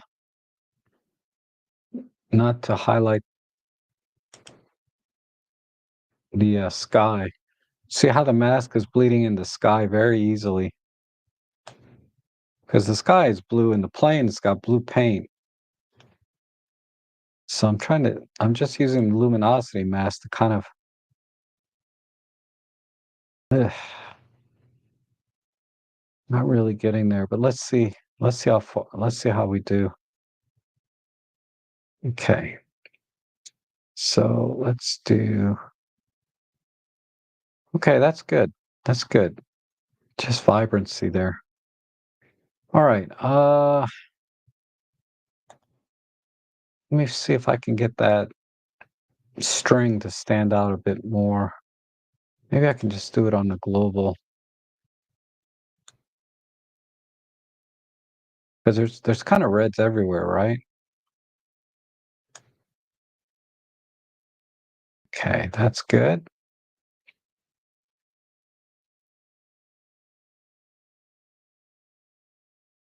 And there's a little bit of smoke here. So let's use a brush with a very low flow and opacity and see if we can bring that out a bit.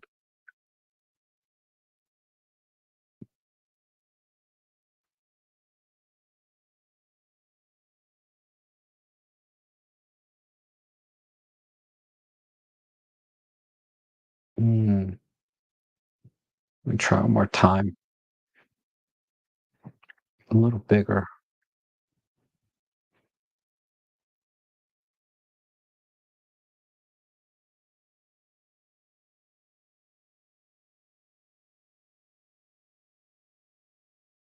Micro contrast.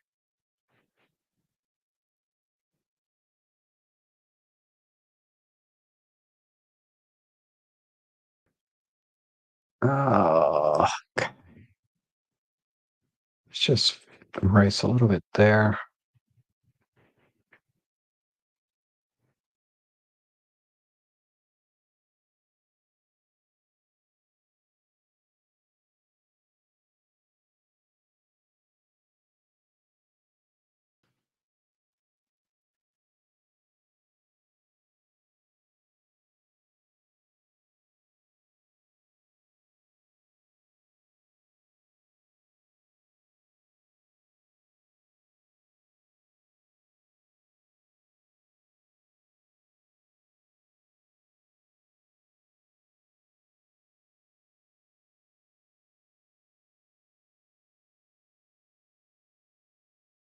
Ah, too much.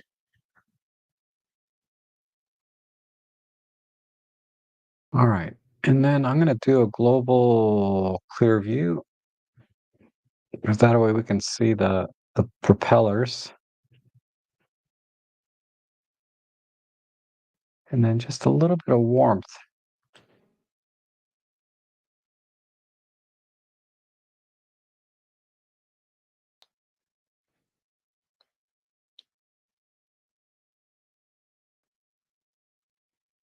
Okay, I think that's all it needs. So I'm going to export this one because there's a lot of fine details that I think will come out with the deep prime.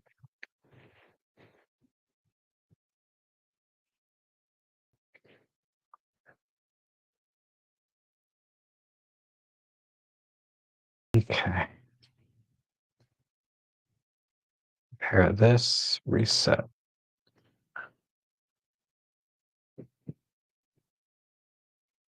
All right, so yeah, essentially it's just a little tighter crop and contrast, right?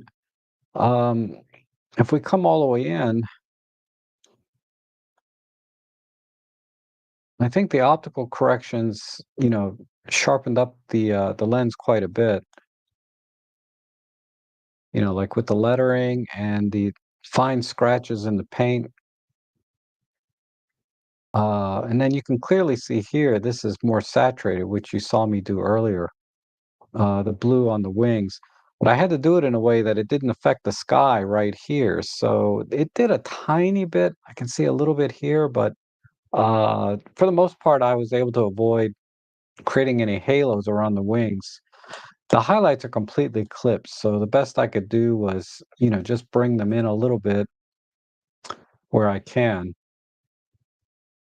But overall, yeah, I think it's a nice improvement from the original in terms of the details, the crispness of the image, and then just a little bit of an exaggeration of the smoke back here. Whereas here, yeah, I almost missed it because it's so subtle.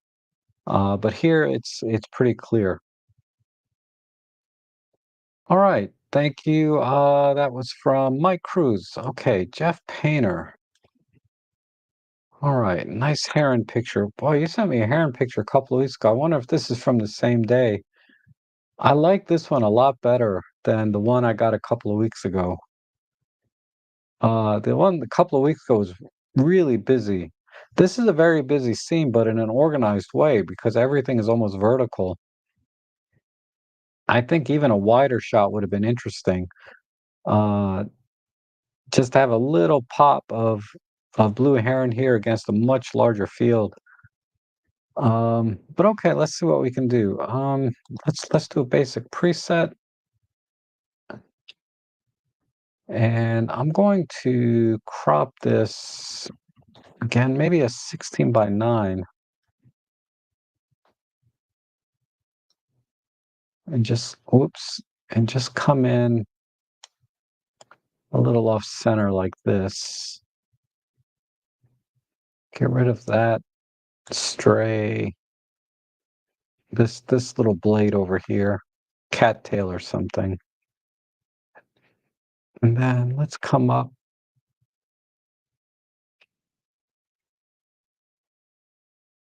maybe even higher. No, that's stupid. All right,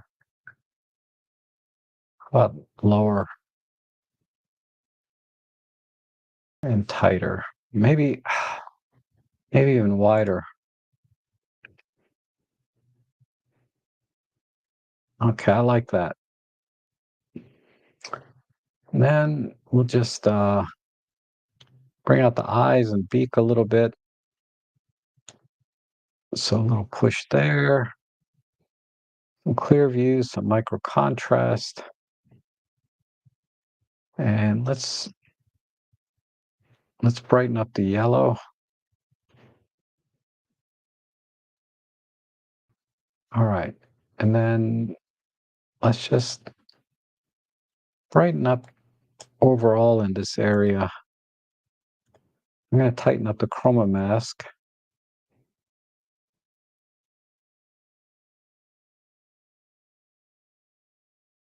And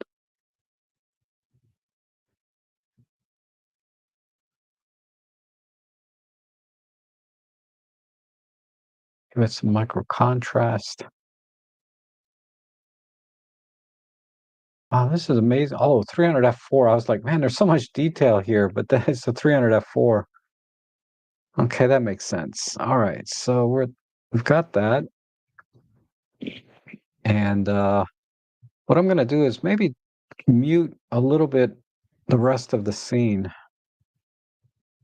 So let's do this with a very gradual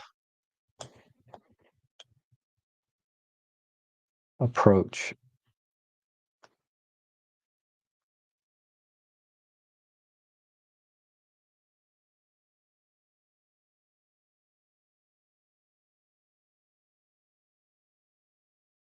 something in here.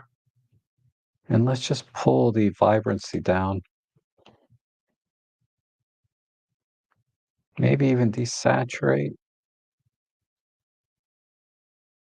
And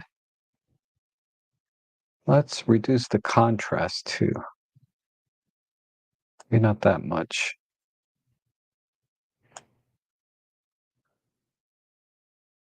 Back that off. We need to back this one off a little bit. Right there. What if I darken it some?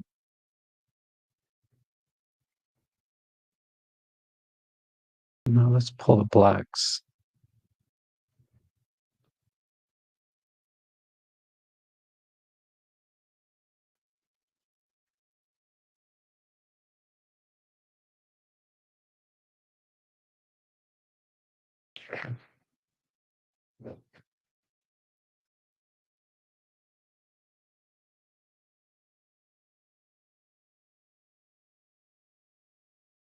We need something here.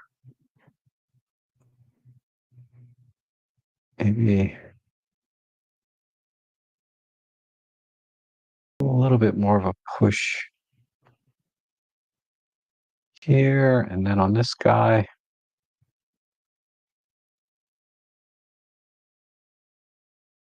Okay.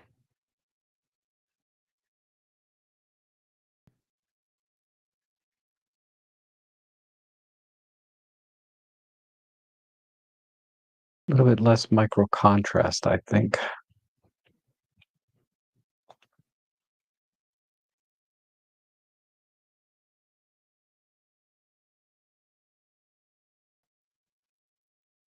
And let's give him a little more color.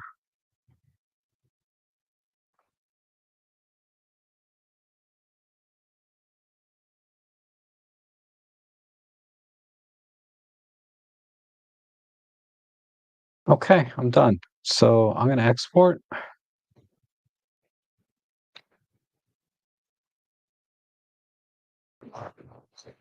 And whew,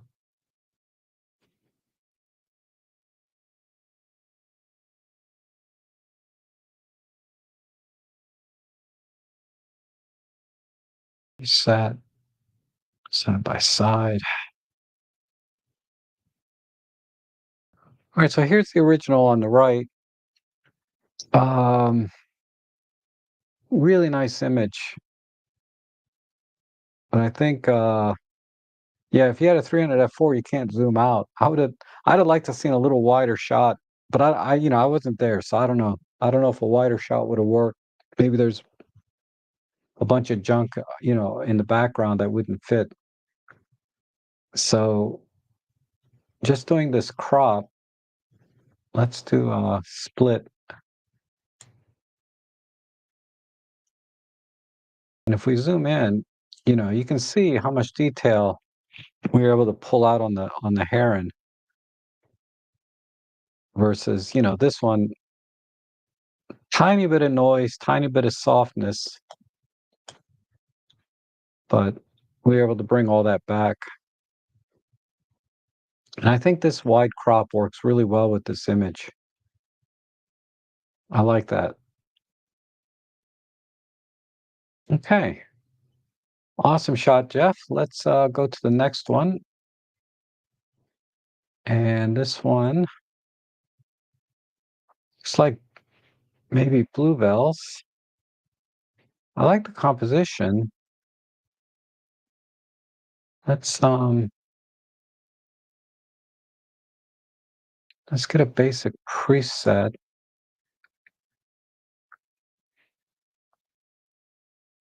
I'm thinking, let me try a square. I think that works. And then we'll put the blacks in, warm it up a bit. So I'm just doing some global changes here. Let's push the highlights and midtones.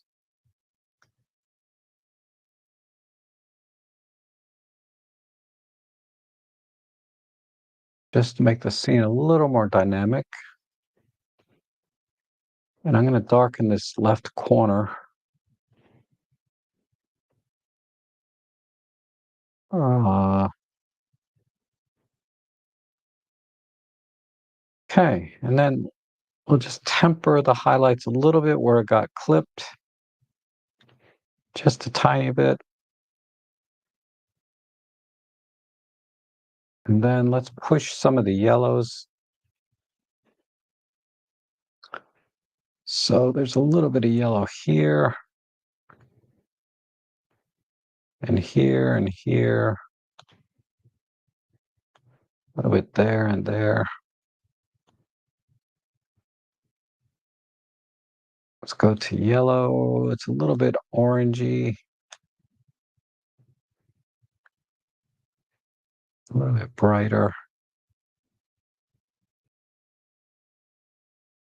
And then globally, let's see, I might want to push shadows a bit. And let's give it some micro contrast.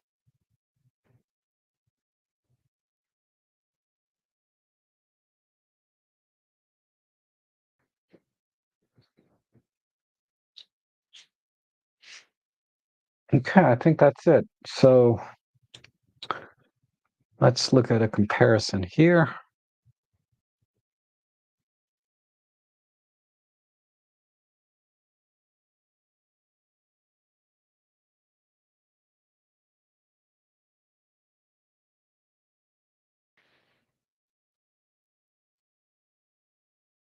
Okay, so yeah, mine is a little bit more dramatic. Uh, and the white balance is off a tiny bit. I like the white balance over here a little better. I wonder, I didn't think I touched the white balance though. I did. As shot. There we go. Let's export that. I don't remember doing that, but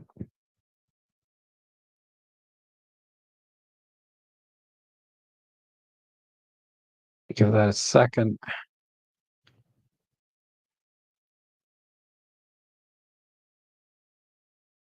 Reset.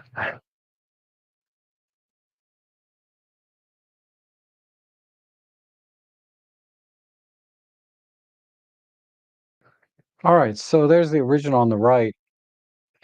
And all I did basically was just pump a bunch of contrast for the luminance, the lighting is more contrasty, and then the colors to some extent where I uh emphasize the yellows kind of around the image, just little accents around there. And then cropping the square really makes this piece more dominant, right? In the image, more forward facing. So that's why I went there. But okay, very, very nice image. Shot very well.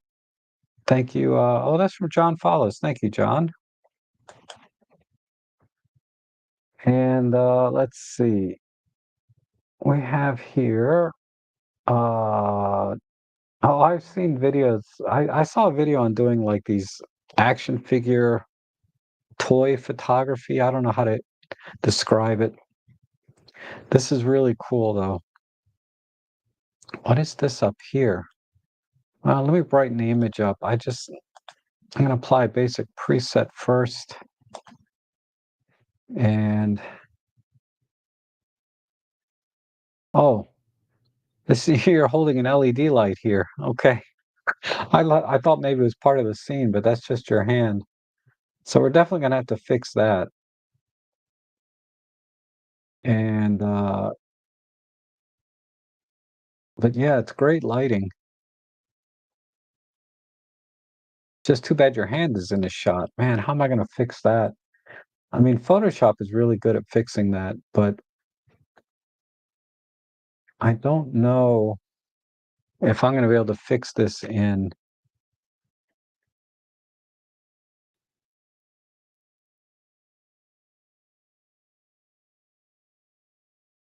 If I can fix this in Photolab. Okay, that's that.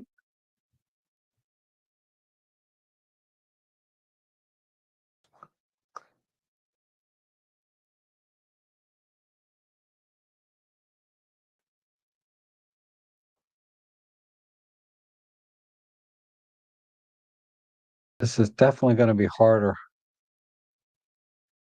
in Photolab. I'm going to have to really take my time.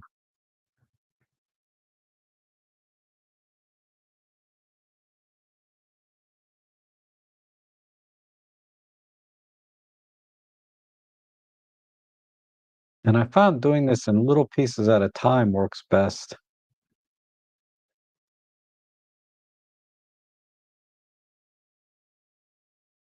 And the other alternative is I could just make this whole left side underexposed, completely black. But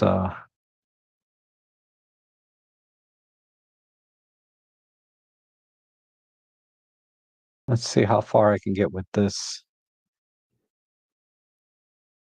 This may be good enough.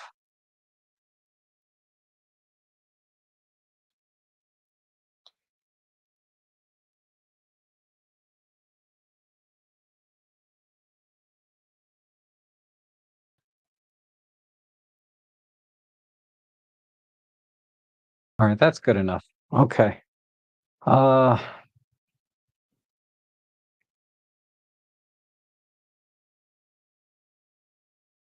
Now what we're gonna do, let's do, I don't know if I can get this into a 16 by 9, like your typical cinematic shot.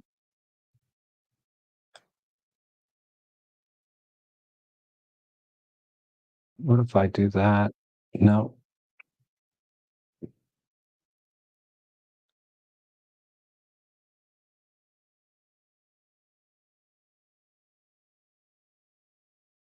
It's a 3 by 2.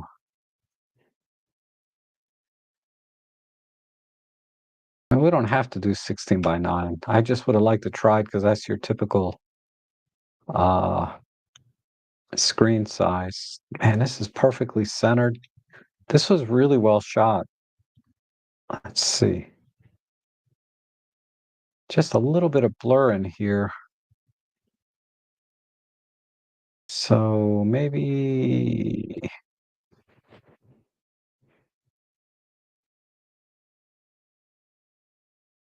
we'll crank this up and this up.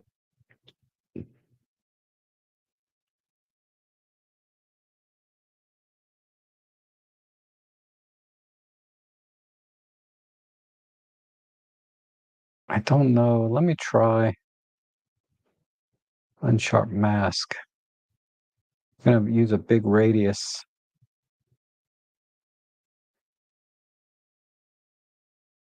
You know what would clean this up really well is topaz sharpen. I do have topaz sharpen, but I'm gonna stick to just DxO. But topaz sharpen would kind of AI some of this motion blur or blurriness or softness really well because it's just missed focus slightly or something. I'm not sure. But okay, that should be good enough. And then we'll just crank this up one. Okay. Lighting wise, let's make this a little bit gritty.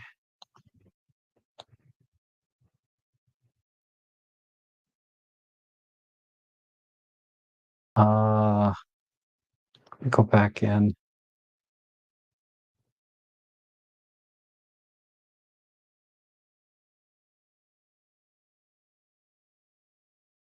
Let's do some micro contrast.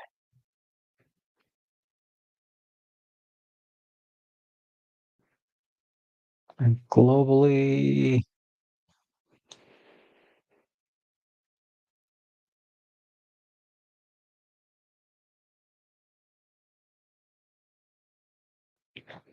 kind of like this dark this dark look, dark and gritty. Well, we're just gonna add a couple of highlights here and there,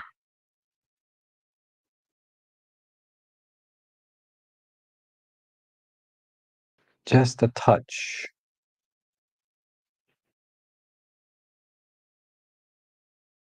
Maybe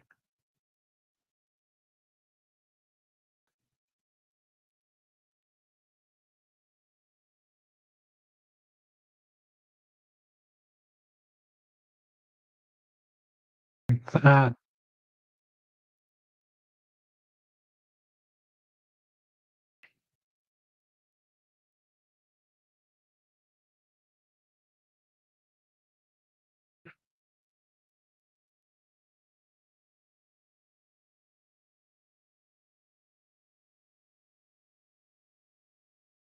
Okay. And I need to see a little bit more on the figure himself.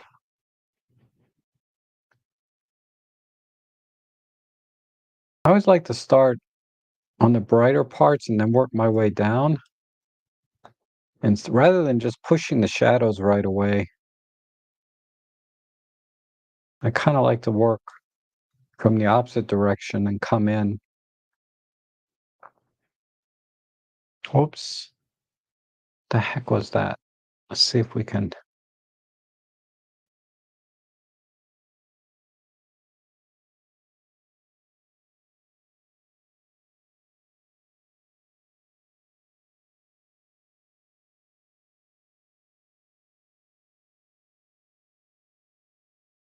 This.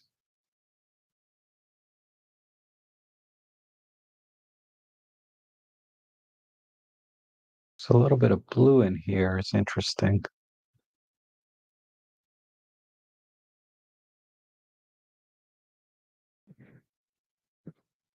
Okay, just a touch there and there.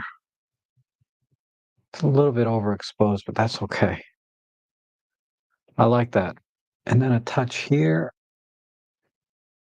Maybe not.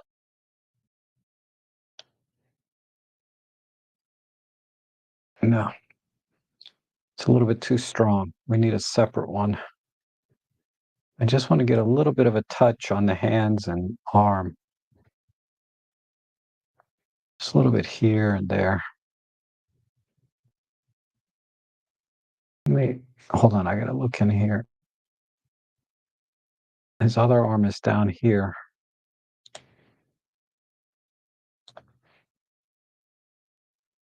And there's some other weapon in here too. Okay, so we're losing that. I need to get this back.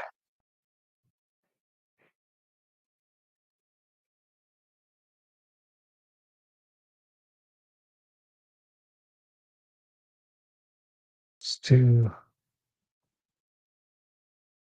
just a little bit here.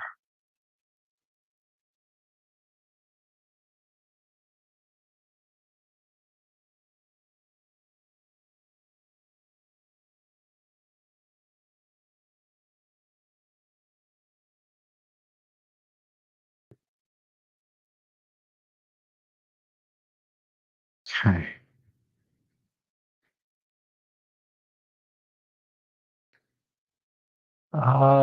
Let me see where I'm at.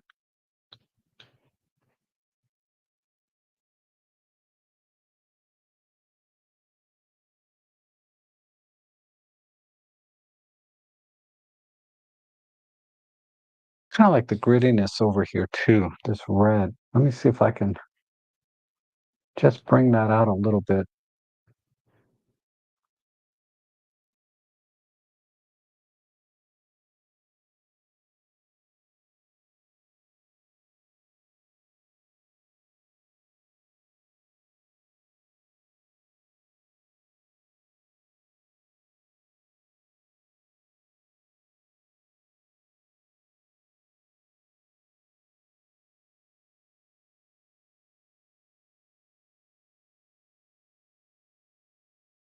Some reds in there. Should I shift it a little bit?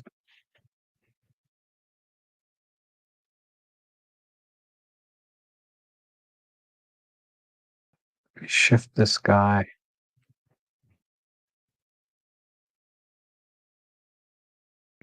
a little bit cooler.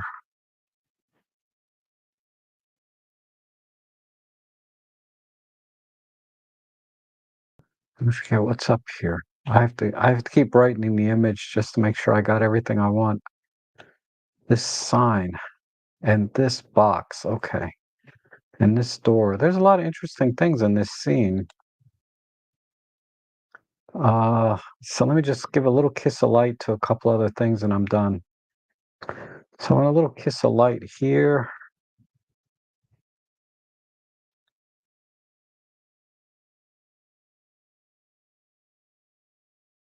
With some contrast.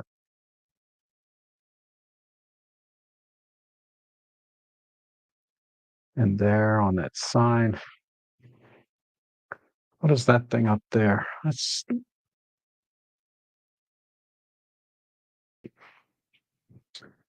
okay. Uh,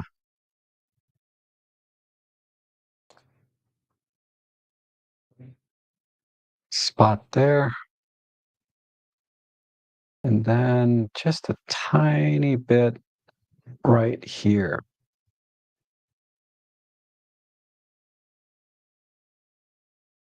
Well,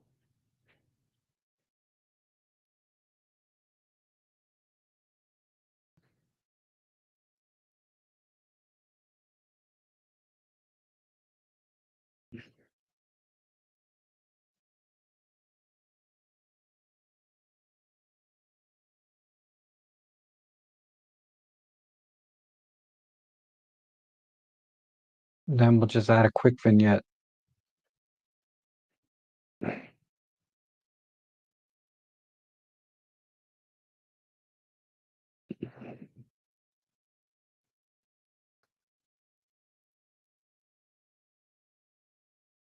Let's do it just here.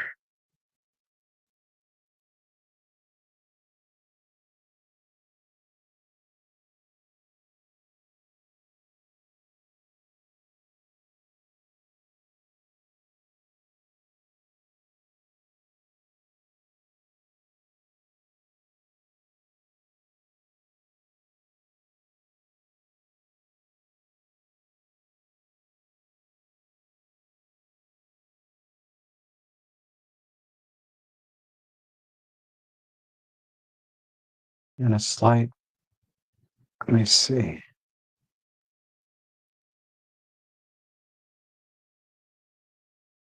Stay there. Just a tad warmer. We're at 26. Let's go to 28.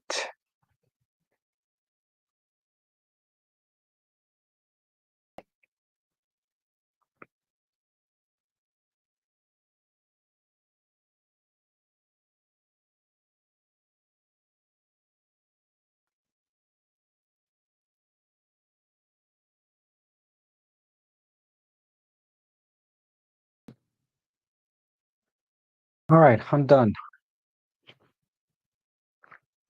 I'm going to export this. Well, let me just double check my detail.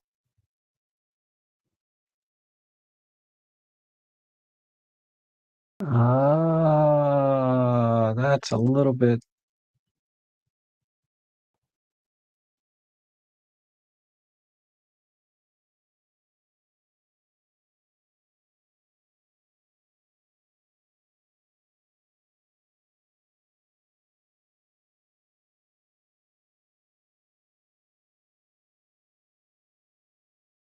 Okay. Just a very subtle change. Let's export that. Oof.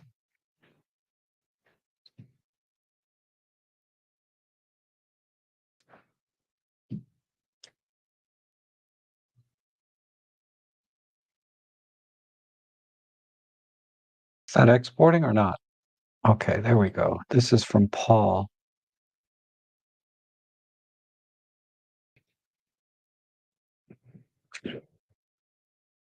All right. Yeah, I think that's pretty obvious. A lot of light painting. just to kind of highlight certain things in the background. Um, Not a bad job getting rid of this, I guess. Fortunately, this background area was all blurred out anyway, so it was easy to mask out this using Photolab. Photoshop would do a much better job. You do that highlight removal, but it can be done in Photolab if you take your time. I could have done a little better job, but that looks okay.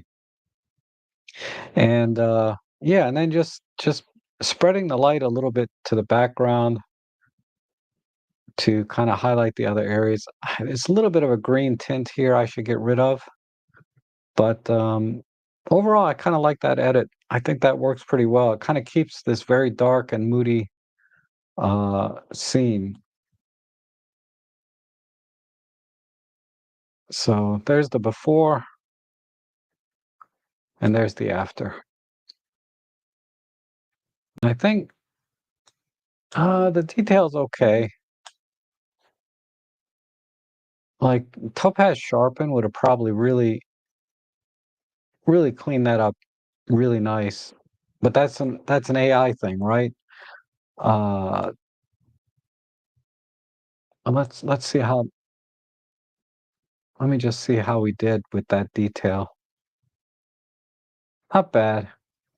I would have, yeah. Overall, I think we did okay.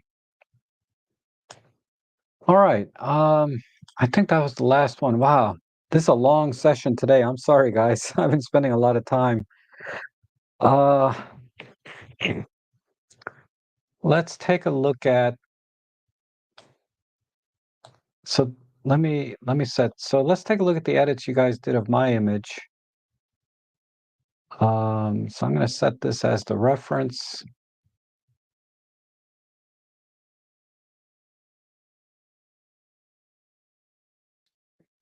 And I see a lot of you guys sent in edits of your image, so we'll look at that too. Actually, let's do that first. Um, like this one here,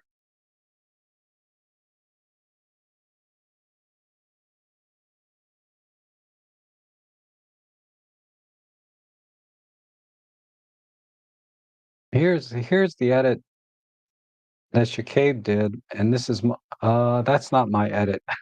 Hold on. Or is that my edit? Yeah, that is my edit. So Shakabe kept the entire frame. I guess he liked it. The horizon still looks a little bit off to me, but uh, I think this works too. Either way. Um, let me let's see, and then we have these. That was my edit.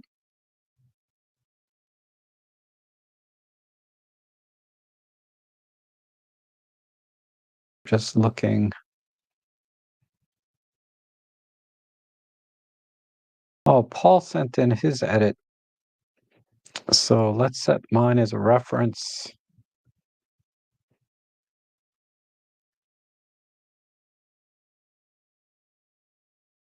Okay, so this is Paul's edit on the right,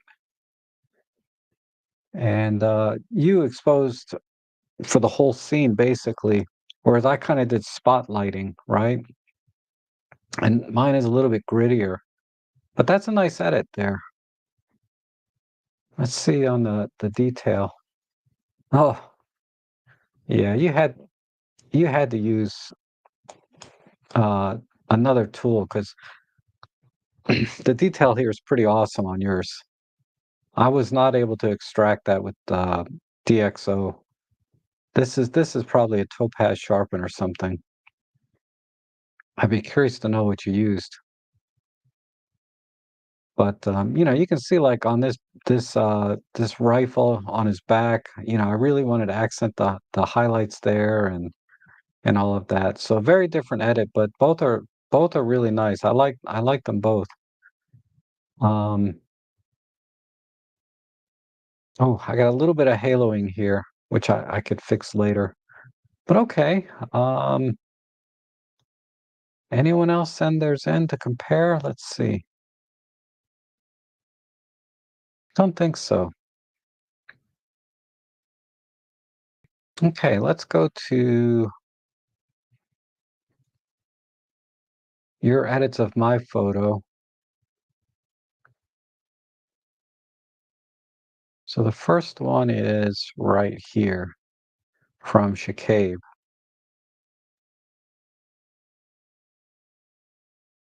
Or I'm sorry, who? Yeah, Shikabe did that one.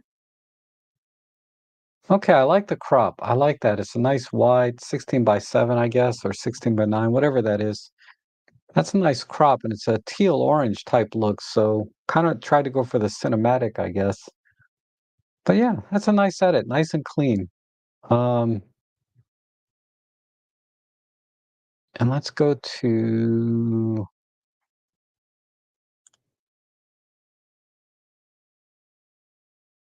next edit here. This one's from William. William went with a black and white. Cool. And a much tighter crop here. Okay.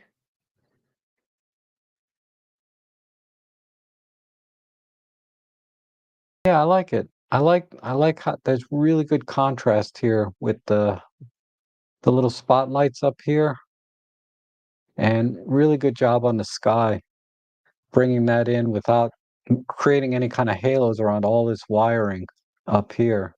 Because this is tough. This is tough to do, to get the clouds to have good texture and contrast and not get haloing on the wiring. So that's really good. And then here's one from Shikabe. Also, ooh, wow, very dramatic black and white. Yeah, that looks good. I like that a lot. It made it basically look like night. It's a little bit bright over here overall, so it looks there's something a little bit unnatural about it. Because there's no light over here motivating all of the light that's in here. But chairs, I like the edit. Okay, let's see. This one here is from Paul. Ooh, Paul went with the square crop. I like that. Um, Good job with following this corner or this line. So there's kind of a little bit of framing here with this one line here, and then this triangle. So you made a nice little triangle here with this square crop. And again, really good job on the sky. Maybe it's not as hard as I think. I have to look at. I added this photo too. I don't. I remember I was struggling with this a little bit. Okay, that's a nice, clean black and white edit. But I think what I like most about it is the crop. And here's another one from Paul. Uh, okay. So kind of overdid it right in here, but I like the sky. Maybe this is a sky replacement. I don't remember it looking like this. No, no, that's the original sky. You just did a really good job grading the color. It'd have been nice to bring this orange glow into the scene a little bit in the reflection, because these look like two separate images. Like this one is kind of a color image, and then this one is sort of a gritty, low, uh, you know, uh, what's the word I'm looking for? It's not saturated. It's sort of a muted color scheme, right? Gritty, muted color. But that's an interesting contrast overall.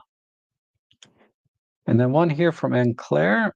Okay, very good, clean black and white edit. I like it.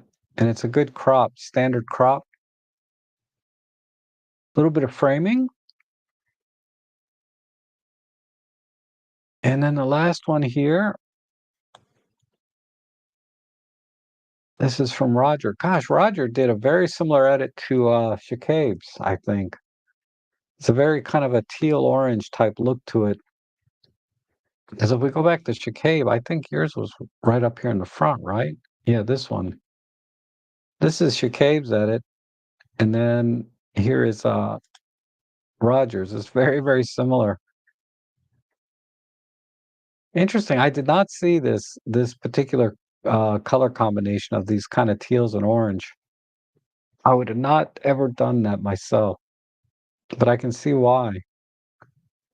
Uh, okay, and I think my edit I put.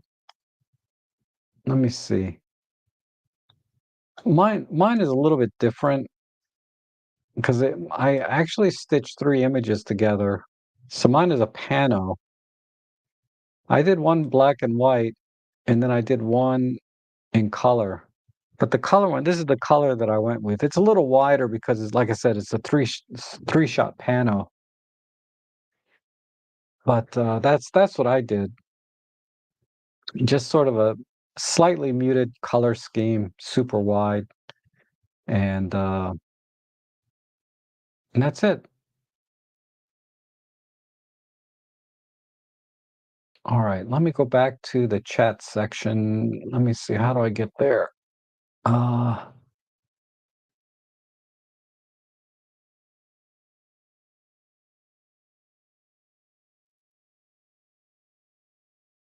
all right. Paul says sky replace. Oh, so you did do a sky replacement. Okay.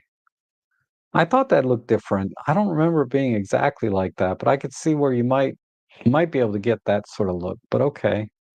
And then Paul says, I think you need to download my edit. I sent it whilst you were editing. Okay, I'll take a look. Let me see. Uh,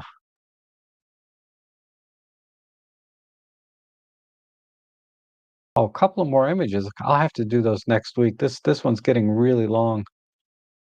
Uh, so yeah, here's Paul's edit. Yeah, that looks good. It's pretty close.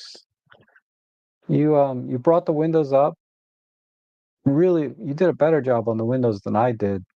And then this roof line, yeah, good contrast here. Yeah, that's a nice edit. Very similar crop. I cut off a little more on the top, but yeah.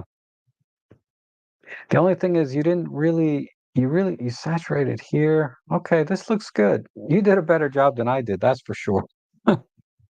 Okay, and then I see there's a couple of new ones in here. This caterpillar and this forest and some more flowers. I'm sorry, I have to do those next week, guys. Um,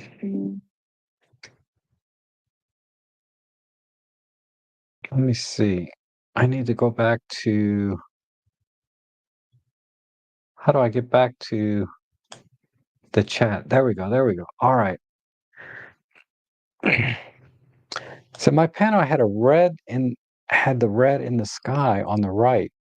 Oh, did it really? Let me double check. You know, I edit my photos so fast, my personal stuff. Oh yeah, there is a little bit of red here. Okay. Yeah, I see it. I might have added a little bit of color to that with like a control point, possibly. Okay.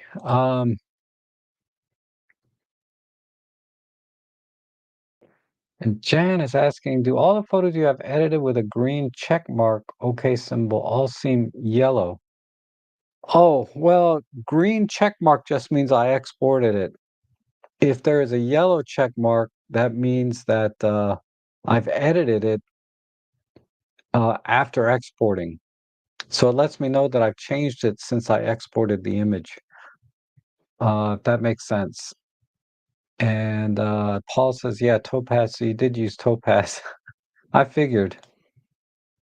Um, and Eric's here. Hey, Eric, I hope you're still here. How you doing?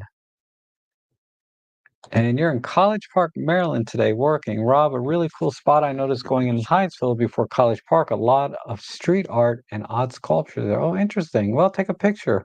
Post it in the Flickr group and I'll take a look at it. Um, really like the Heron edit. Oh, okay. Thank you, Paul. And very similar to mine. Yeah, yeah, our edits were very, very similar, right? Of that house with the, oh, it's a thatched roof. Okay. Gosh, I wonder, I have to read up on thatched roofs. What are what's the decision to design a roof that way? Because I'm familiar with like shingles and tiles, but not thatched.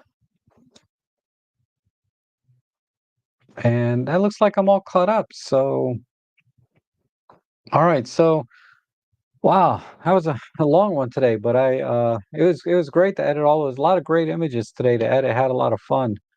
Oops, another question here. William says, "Do you have any idea for an object here in the Foray Islands for next time? I live in. I have no idea. An idea for an object. No, I could not give you anything. I'm not familiar with the Foray Islands. Let's see what that is. Wow, it's pretty though.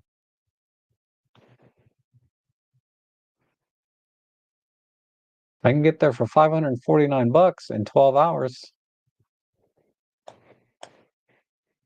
Look at that. Yeah, do anything like this. Get a rainbow in. That would be cool. Man, that's beautiful. But yeah, no, I wouldn't be able to offer any suggestions. I've never been there. Okay. But yeah, you guys, we'll call it here. Thanks so much for coming in today. It was great editing your images. And I'll be back again next week for another photo edit. Oh, next week. Next week I might be at an event. I might not be able to be here. I'll try. I'll try. I have to double check my calendar. I definitely have something else on Friday, so I may not be able to do an editing stream. But I am going to have a DxO Photolab giveaway. So stay tuned for that, where if you don't have Photolab 8 now, I'm going to be able to give one license, lifetime license away. So stay tuned for that. They were very kind to give me one for my viewers because I do these streams every week. So I said, they're going to give me a license that I can give away. So stay tuned for that. I have more details coming. I got to work out how I'm going to give it away and stuff, but we'll figure it out. And my Sunday stream is going to be very late because I'm going to go shoot. I'm going out of town and I won't be back until almost maybe 1 or 2 o'clock in the afternoon. So my stream will be 3 p.m. Eastern time on Sunday rather than like my normal morning stream. And that's it. So you guys have a great weekend. Go out and shoot, take some pictures, and submit them for next week's editing. And we'll see you again soon.